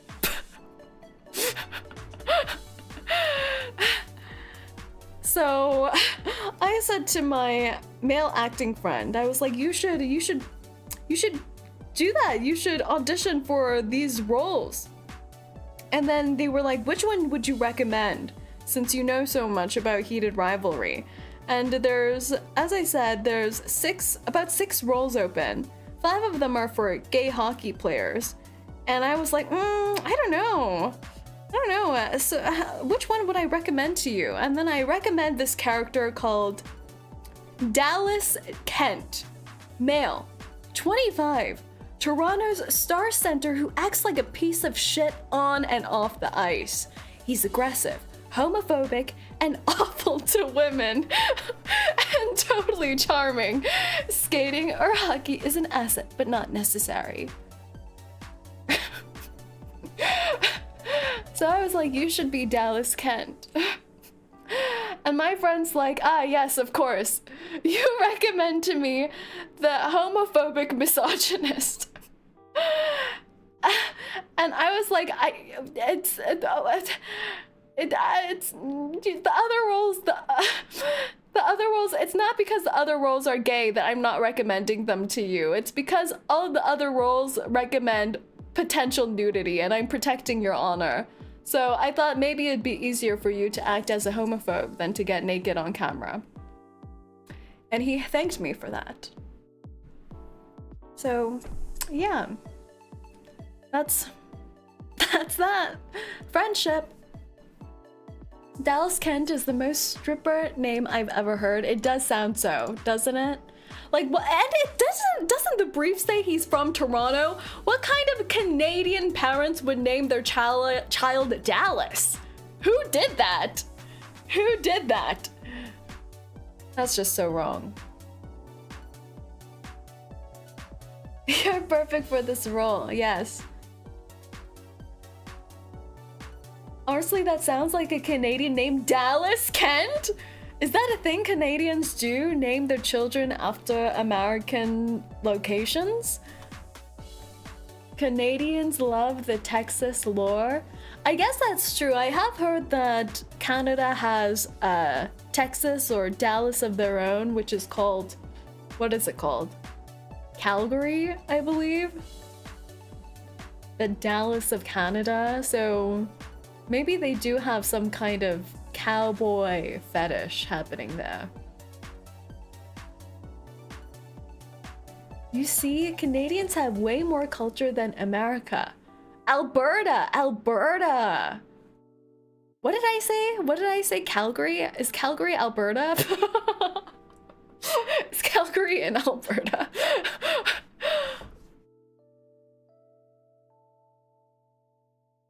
Yes, okay. Okay, good. I can get Canadian geography trivia, but I can't get movie pop culture trivia. That's good to know. Yes, Canada and their Saskatchewan and poutine. Poutine. Yes. You all funny people with your cheese curds. You weird little funny people. You weird little funny cheese curders. Here we go again with the poutine. Fun fact, in British Columbia, there is a neighborhood called Dallas in the city of Kamloops. What? They have a Dallas? Okay, I think that would make more sense, but this guy in this movie briefing is from Toronto. Toronto's Star Center. Oh, maybe he's not from Toronto. Maybe he just plays for Toronto.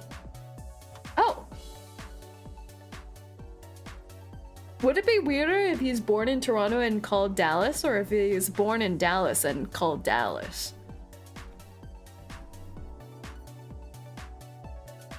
This changes everything. This changes everything. This changes everything. That reminds me, I learned how to make broccoli and beef. I even got it to taste like Chinese food. How did you do that? How did you do that? I feel like I need to get better at cooking. Like, I'm good at heating things up. But does that count as cooking, do you think? Like, my most cooked items are,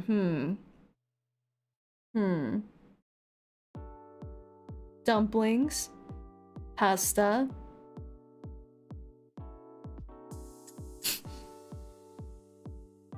Yeah, I think that's it. My food groups are dumplings and pasta, both of which I dump into boiling water and then put into a pan. But I feel like the pan portion of this cooking experience makes it valid cooking. Valid cooking. If you need a pan with oil in it to finish your dish, I feel like that counts as cooking. I think that's the threshold. Like, you can't be cooking if you're just adding things to hot water, because, I don't know, that feels like ramen levels of cooking. And we don't say people who make cup noodles are cooks and chefs, you know? So I take it to the next level and bring out a pan with oil and put the things that I boiled into the pan.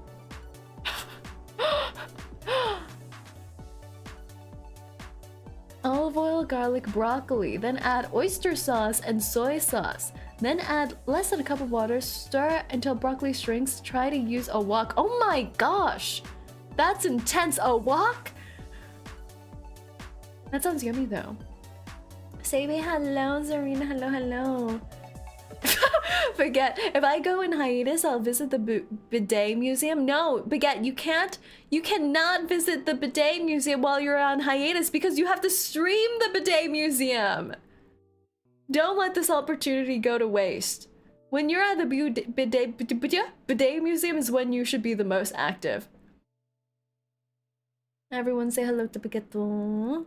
How are you, Baguette?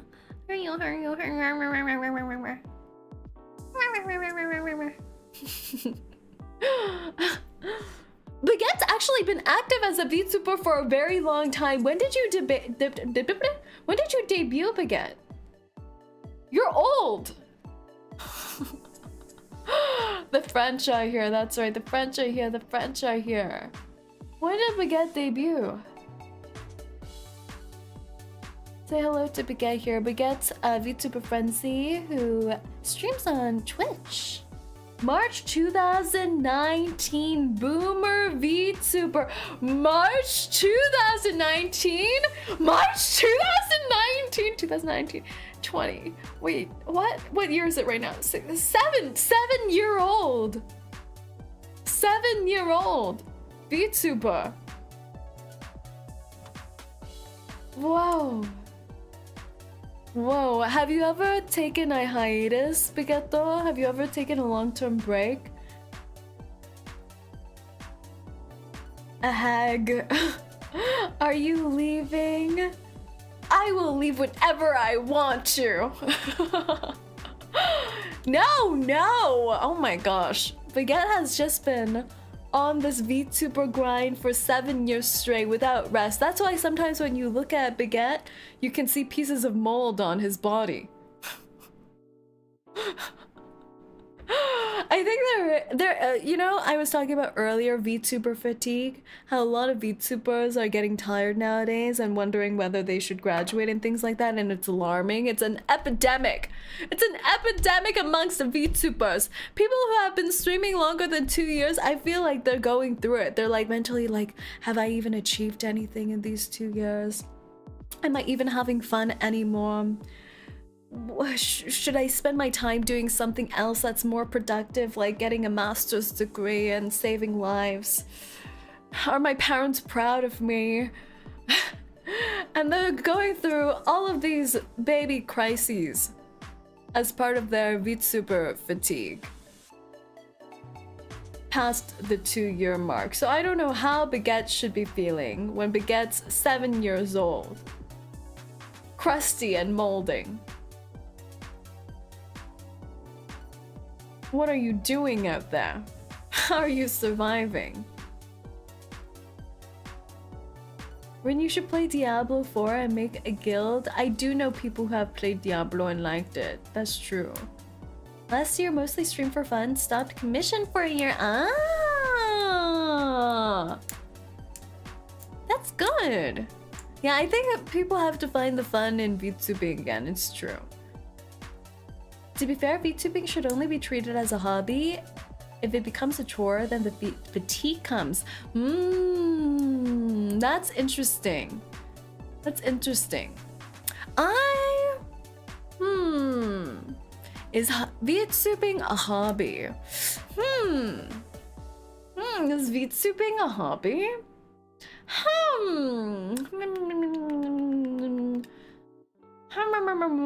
I don't know. I think before, because I think this is something that fellow VTubers talk about, like asking each other, oh, is VTubing more of a hobby for you or XYZ?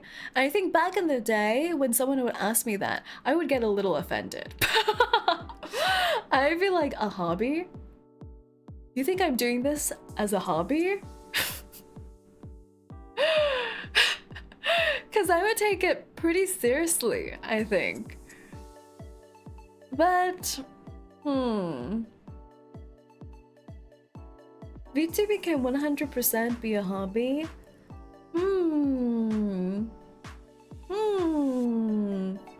I guess so. Is VTubing a hobby to me? I don't know. I don't know. But I have spoken with other VTubers on this topic before too, and they're like, yeah, it's a hobby for me, but it doesn't mean I don't want to do well in this hobby and things like that. I'm like, yeah, you know what? Maybe that makes sense. That makes sense. Like, even if it is a hobby, you want to excel at that hobby. Thing is, you're an artist VTuber, so it's not really just about VTubing. That's right, Bigetto is not only just a VTuber, but a VTuber artist and rigger. How much money do you make streaming? Is that how you determine whether something is a hobby or not? Because what's the alternative, I guess, to hobby? It should 100% start off as a hobby. It 100% did not start off as a hobby for me.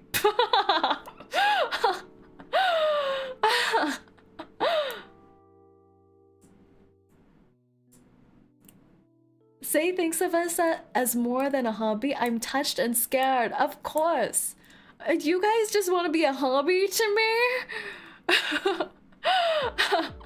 We could be more. We could be so much more. That's why there's some people who have a side hustle aside from VTubing. Also, it does make sense. Strive good on what you're doing. That's true. That's true. I have heard of a lot of people refer to VTubing as a side hustle. Side hustle, hobby. There are the full-time VTubers as well. According to the IRS, if you're making a profit in 3 out of 5 years, it is a business. I like that. You're throwing the book at me. The IRS book. That means we have to make it to year 5 to be able to tell if this is a hobby or a job. A hobby? I thought we had something special.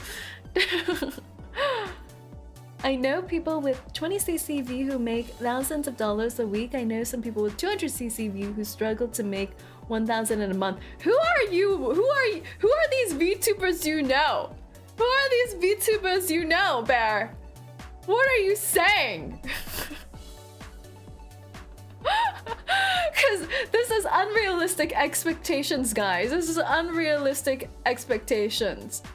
Because I would say subtract a 0 from those numbers.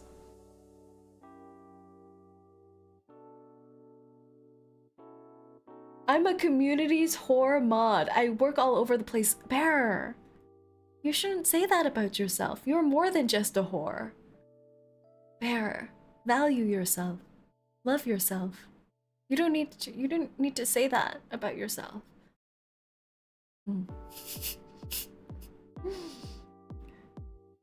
Now we know Say's finances. No, I think those are the average finances.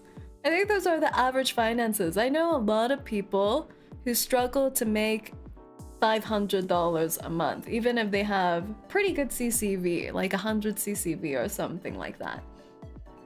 So I think your local VTubers are making a lot less than what you would expect.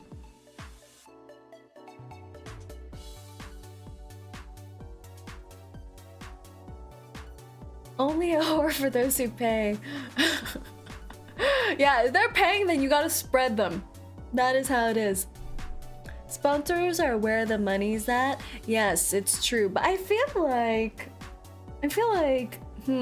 compared to regular streamers or content creators, brands and companies haven't really seen the value of VTubers as much and been giving up sponsorship opportunities. Like, I feel like VTubing is still very niche, so it's difficult.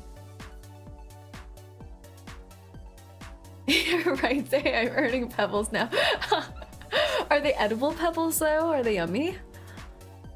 Boss needs another gacha sponsor. I do. Someone get me a gacha sponsor. I feel like nowadays too, like, people don't just outright give you sponsorships in the traditional sense. Like in YouTube and things like that, you would see like ad inserts, right? And they would pay you for that ad insert, or they would pay you for how many views your video gets that contains the ad insert. But nowadays, I think especially for VTubers, you don't really see those. Like, what VTuber has had an ad insert? Even very successful ones don't get ad inserts, you know? I feel like it's more common for VTubers to join programs, like creator programs for the games that they play a lot of. Raid Shadow Legends, bring them back. What happened to them? Where did they go? Where did Raid Shadow Legends go? I actually know some VTubers who worked with them when they were doing a lot of the sponsorship pushes, and they actually said a lot of good things. Like, they were very professional and handled the sponsorship logistics very well, like one of the best sponsors they've ever had. I'm like, what? Tell them to sponsor me. They're still around. Should I cold email them and say, I'm available? I'm available. I still don't know what kind of game Raid Shadows Legends is. No one knows. No one truly knows. And that's okay.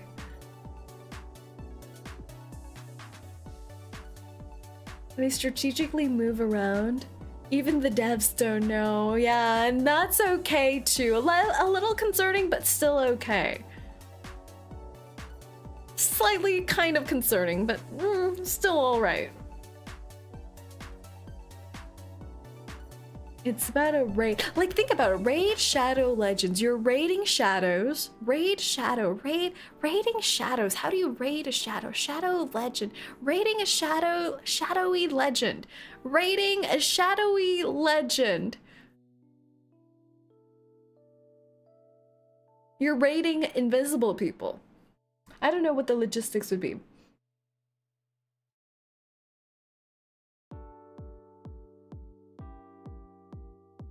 Lost count. They're always around, lurking in the shadows. I recently been really into watching Marvel movies. I don't know how that happened to me because I've never really been into superhero movies. Even when there was the whole Avengers hype, when the first Avengers came out and everyone and their mama and neighbors and grandparents were watching it, I remember falling asleep during watching it. Don't kill me, please. It's okay. Maybe I was tired. Maybe I was very tired. But I wasn't really into them. I remember watching Captain America, the first one as well, in theaters, and I also fell asleep. But I think I was tired. But recently, I've been having like a resurgence of watching them.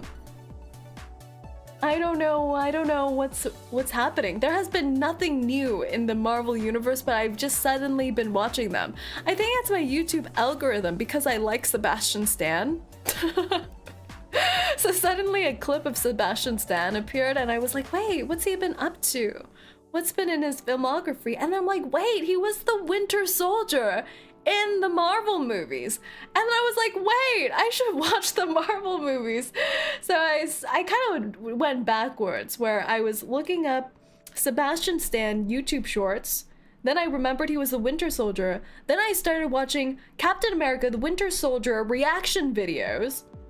Then I rewatched the actual movie Captain America the Winter Soldier, and then I was like, wait a second, what was the first movie like? And then I watched the first Captain America, and then I watched the third Captain America, and I'm like, wait, what? Who are these other people? And then I started watching the movies of the other people. You do the reaction video first? Yeah, I watched the reaction video first. Haven't watched anything Marvel since the Endgame. I think I remember watching the Eternals. I think that's what it was called. Like right after the whole Endgame shenanigans, they were going into the next phase, and I think the first big movie after that was the Eternals, the one with Angelina Jolie. It was okay. It was okay. I remember watching Endgame too because I went with my cousin, and we purchased 4D. Because we were like, if there's any time to buy a 4D movie ticket, it has to be like a Marvel movie, right? And so we purchased it.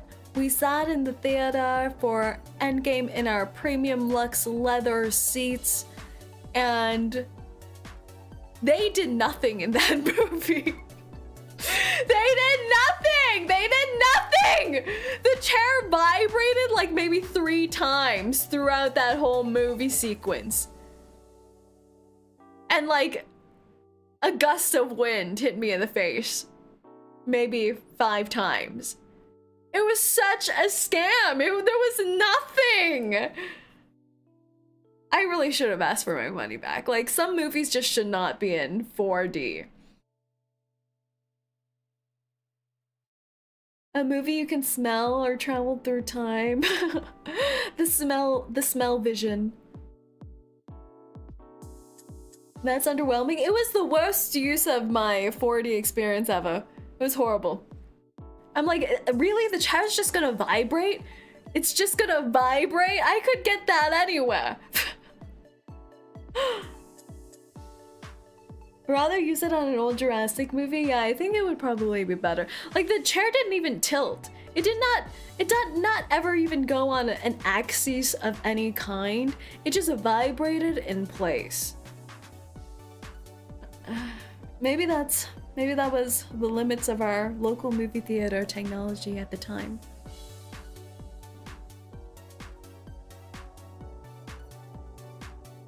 I remember when I was mad because they downplayed Hulk. Ah, that's right. Hulk is just like a cutie patootie nowadays, isn't he? Like, he's just like, who's the actor? Mark Ruffalo. He's just too cutie patootie, you know?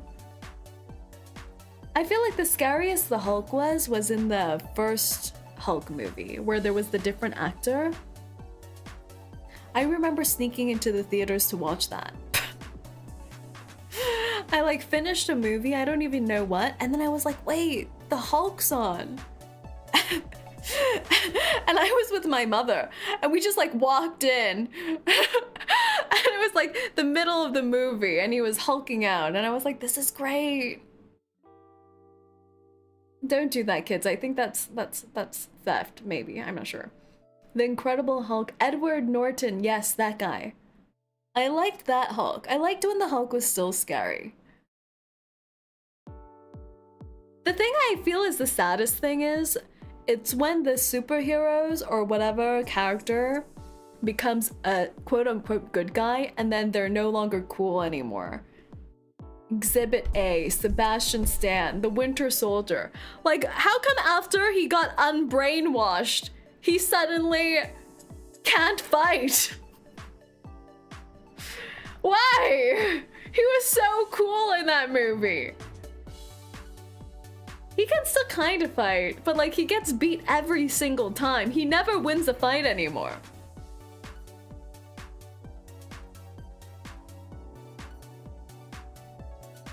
Venom, although I like he's lethal protector arc in the comics.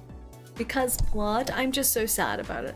I did recently watch Thunderbolts. I did watch that one because people were saying, okay, this is the first good Marvel movie after Endgame, so I did watch that. Also because I want to see Sebastian Stan. And it was good. I think it was good. Have any of you watched it? The Thunderbolts movie? I think it was like Thunderbolts, the New Avengers. Thunderbolts is good. Too lazy to watch it. Yeah, I feel like even though Thunderbolts had like a lot of good reviews and most people were saying good things about it, I feel like the Marvel experience has lost its thrill now. I remember back when it was like Infinity War and things like that, people would be so hyped to watch it, like it would be a whole phenomenon. But I think after they dropped the ball after those movies, it's not the same. It's not the same. Marvel burnout, yeah, I think so. Thunderbolts is okay, but downplayed Sentry. Ah! Yeah, I heard Sentry was supposed to be a unstoppable force kind of guy.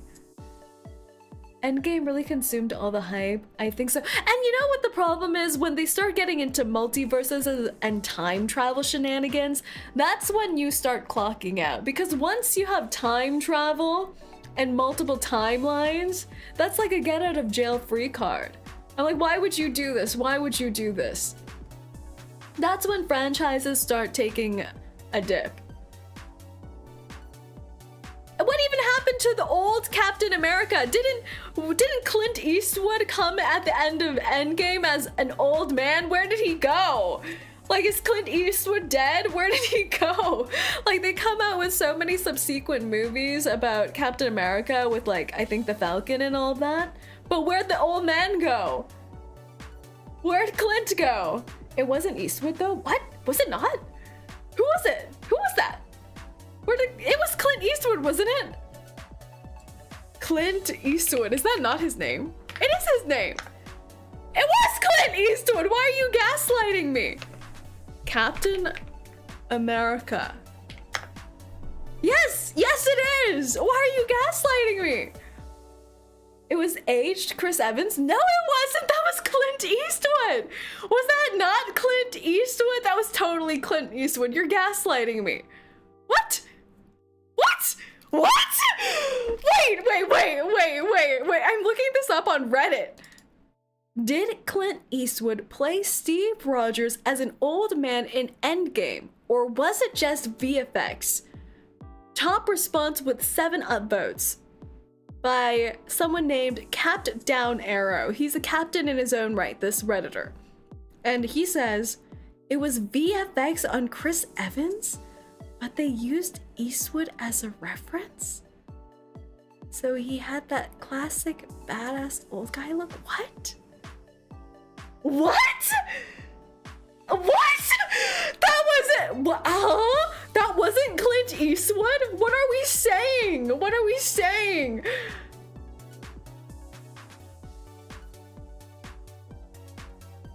Everything I know is false.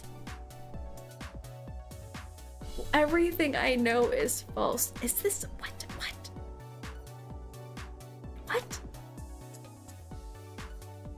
Why is there a deep fake of Clint Eastwood as Captain America? I thought that was him! I thought they got Clint Eastwood to do a little cameo as old Captain America. Wow.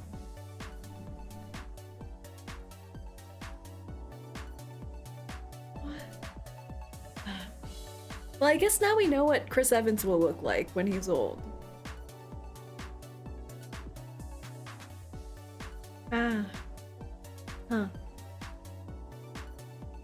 Name Clint's last actual movie he acted in. He's an actor? No. I know he directed the movie where people were up in the frozen mountains, like climbing Everest. Didn't he direct that? I feel like he directed that. He directed the movie where everyone dies on Mount Everest, right? I think he's a little bit sadistic like that. But what did he act in? I think he had a string of kind of not too well received movies. Last Clint movie you watched was Gran Turismo. Yeah, I think so. He's director Eastwood now.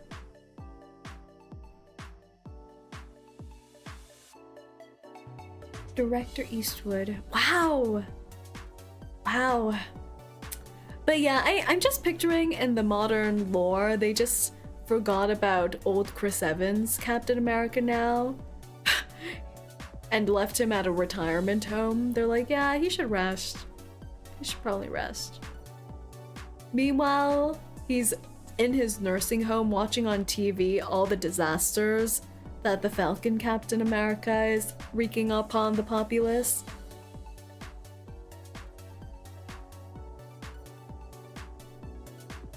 Wasn't the Everest 2015 movie directed by Baltazar? Maybe I'm thinking of another Everest movie. Think of another one. There's a lot. I don't know why Hollywood is obsessed with Everest movies and people dying on mountains. Dying on snowy, cold mountains. There was one where Andrew Garfield was in, right?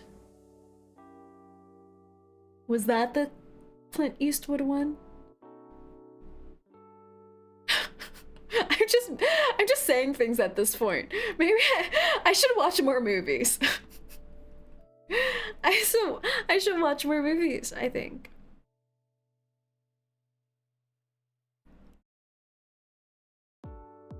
Everyone's questioning my authority. Can't believe this. Remember, I could disappear at any moment. Hi, VTuber hiatuses. I could disappear at any moment. You should validate everything I say. Say yes, Saerin. There was a mountain movie with Andrew Garfield directed by Clint Eastwood. You're so right. What authority? My authority. I'm a very authoritarian person. But yes, my VTuber friends are having mental breakdowns. Please support my unnamed VTuber friends as they go through this tough period in their life. And always remember, they could disappear at any moment. Any moment. And I've experienced this where VTuber friends just disappear. Especially if they're going to a VTuber corpo, they don't always tell people because they have to sign NDAs. Like, I feel like the NDAs, I don't even know if they can be held up in court, but everyone's scared of NDAs in the VTuber world. So people just disappear. And then you would tune in 6 months from now and hear them in a company and pretend you're meeting for the first time. It's all very awkward. But yeah, I feel like it's like with online friends that you make, right? Through gaming and things like that. They could disappear at any moment. Any moment. And you won't know what happened to them. So, remember to give me unconditional love.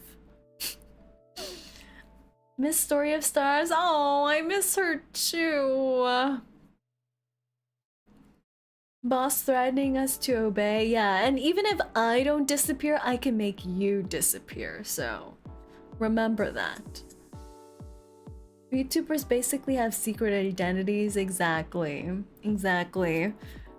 Secret identities. A lot of people do ask, like, do you share that you're a VTuber with the people you know, like your family members and things like that? And how is it? How is it sharing that you're a VTuber with family members? Let me think. If you were a VTuber, would you share that you're a VTuber with your family members? Is that against the secret identity code?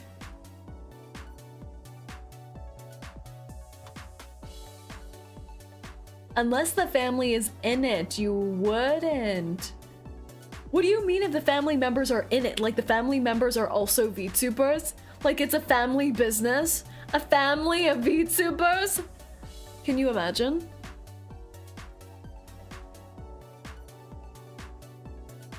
Some VTubers have really cool parents though. They can be dragged onto stream sometimes.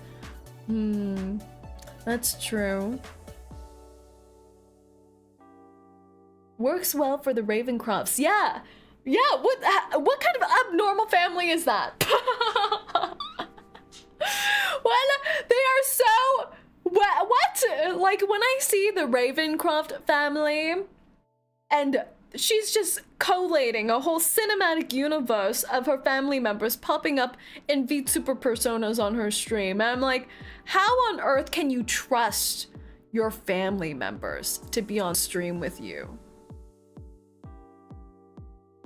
They could say anything, at any moment. And you know how your parents sometimes say things to your aunts and uncles and it's a huge embarrassment to you, like, yeah, my kid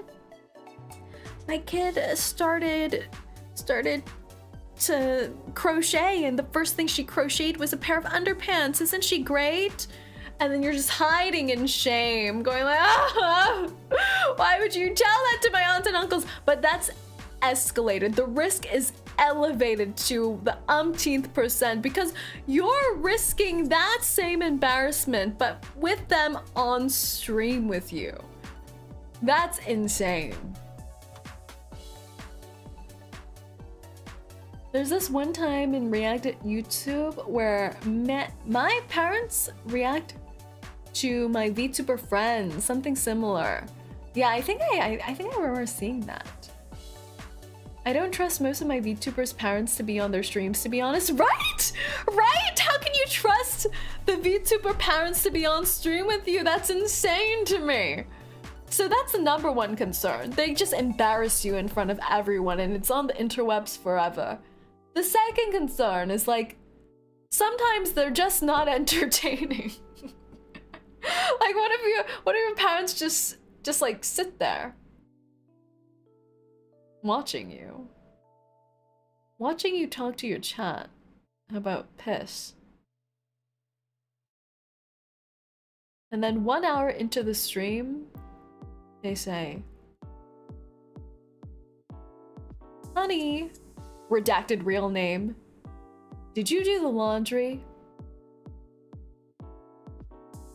And then it's all over. It's all over. It's all over. It's over. Are your parents currently watching? Of course not. Are you insane? You think I would let them watch? So how I told my parents that I was a VTuber.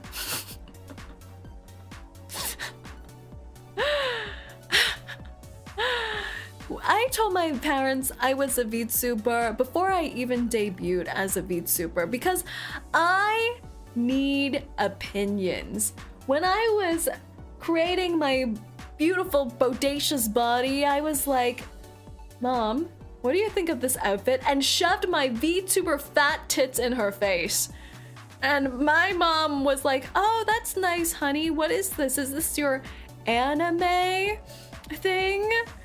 Is this anime? And then I had to describe to my mom, I'm gonna become a virtual streamer that's very similar to anime, but also like live stream. So we use these anime like character thingies and talk to people. And my mom was like, that's nice. Okay. Right? I think your boobs are too big. And that was that. That was that. Ouch, no, not ouch. I think she was like, you should be more modest, you know? You should cover up more. I think that was the vibe.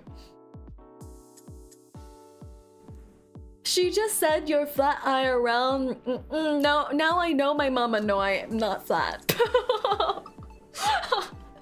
My mama knows I'm not flat. But she was like, I think you should cover up, honey.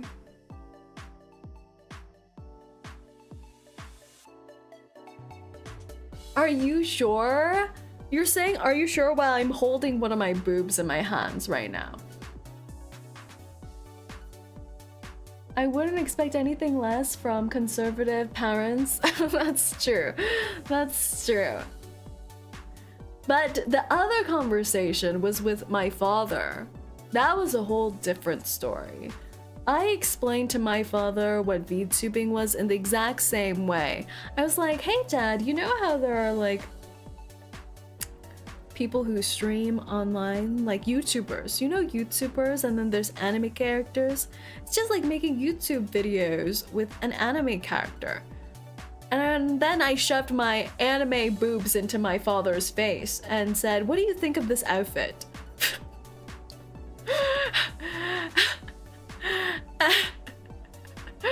And he was like, interesting, interesting.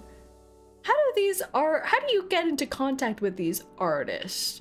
How can you be sure they can be trusted? Who are these internet people? And I'm like, I don't know, I like found them from the internet, you know? They're like reputable, I think. And they're like, what do you mean? Show me. Show me their website. Do they have a business number? And I'm like, here's their website. And then he started critiquing all the other VTubers that this artist made. He's like, don't like that. That looks pretty good. The anatomy looks correct in this one. Maybe you should get something in this pose or this color palette. He went from businessman to art critique.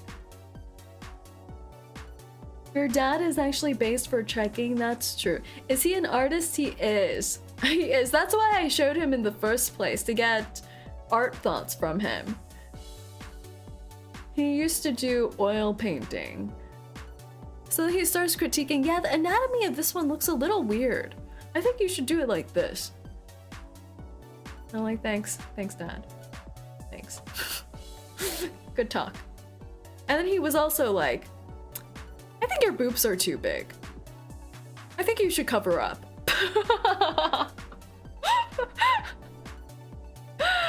So that's the intersection between my mom and my dad.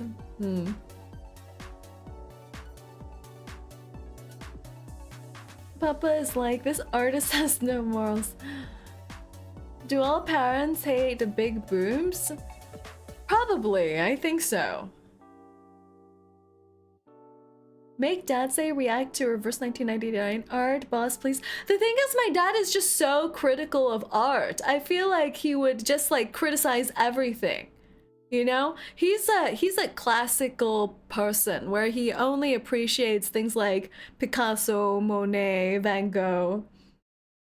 And he thinks modern art has value, but not as much value as the classical artists. But he's intrigued. He's intrigued by the business aspect of VTubing, like how artists are doing digital art and monetizing it. So he's interested in that, you know?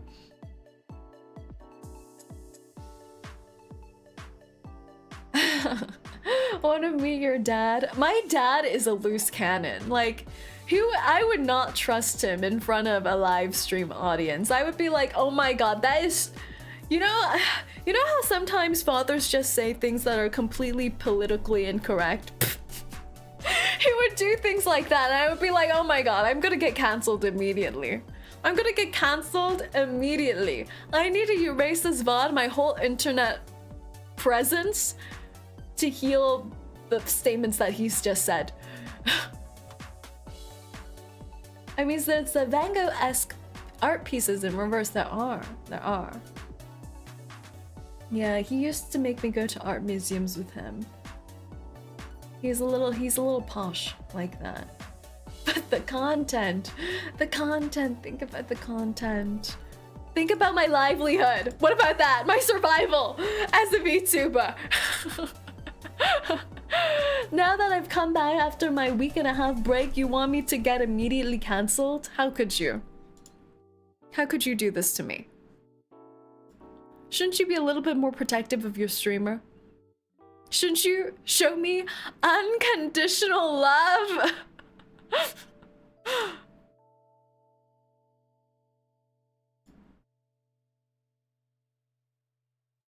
Maybe he wants you to pursue artistry. I used to make him do my art homework. So I don't know. I don't know if he's that committed to me pursuing artistry per se. Yeah. Yeah.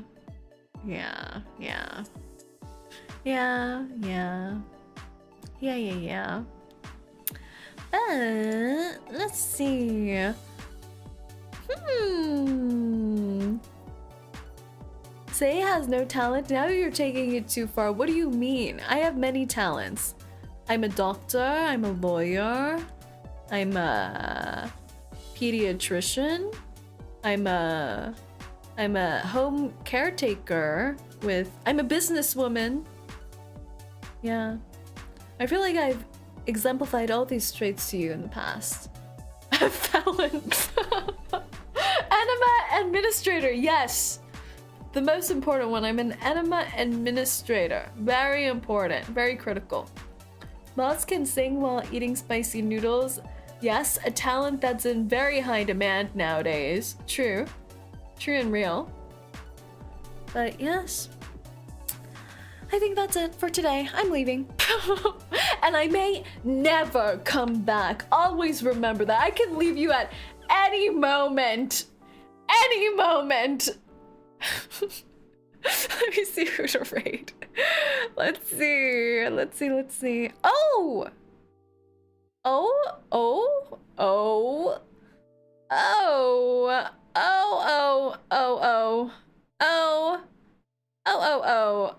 Let me raid this person. This person is my League of Legends mentor. So we're gonna raid my League of Legends mentor. Corvus Kudo, who is playing Slay the Spire 2. Let's do that. Raid. There we go. There we go. Alright guys, thank you guys so much for coming to today's Just Chatty Chat catch up stream. I hope you guys enjoyed hearing about my many adventures while I was away. Did I even say many adventures? Anyways, I hope you know that I expect things from you. This is not a free-for-all relationship. I have expectations from you. Remember that. And I'll see all of you tomorrow for a Reverse 1999 on the YouTube side. My stream time is 1 hour later than usual on the YouTube side, so keep that in mind. I'll see you guys then.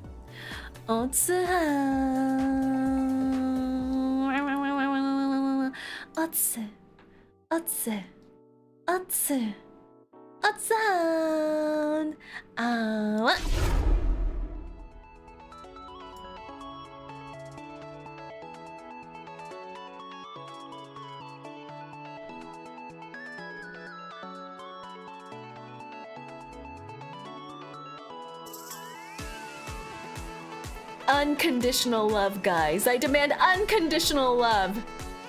And sometimes gifts would be nice, and toes, and occasional food. Yeah. See you.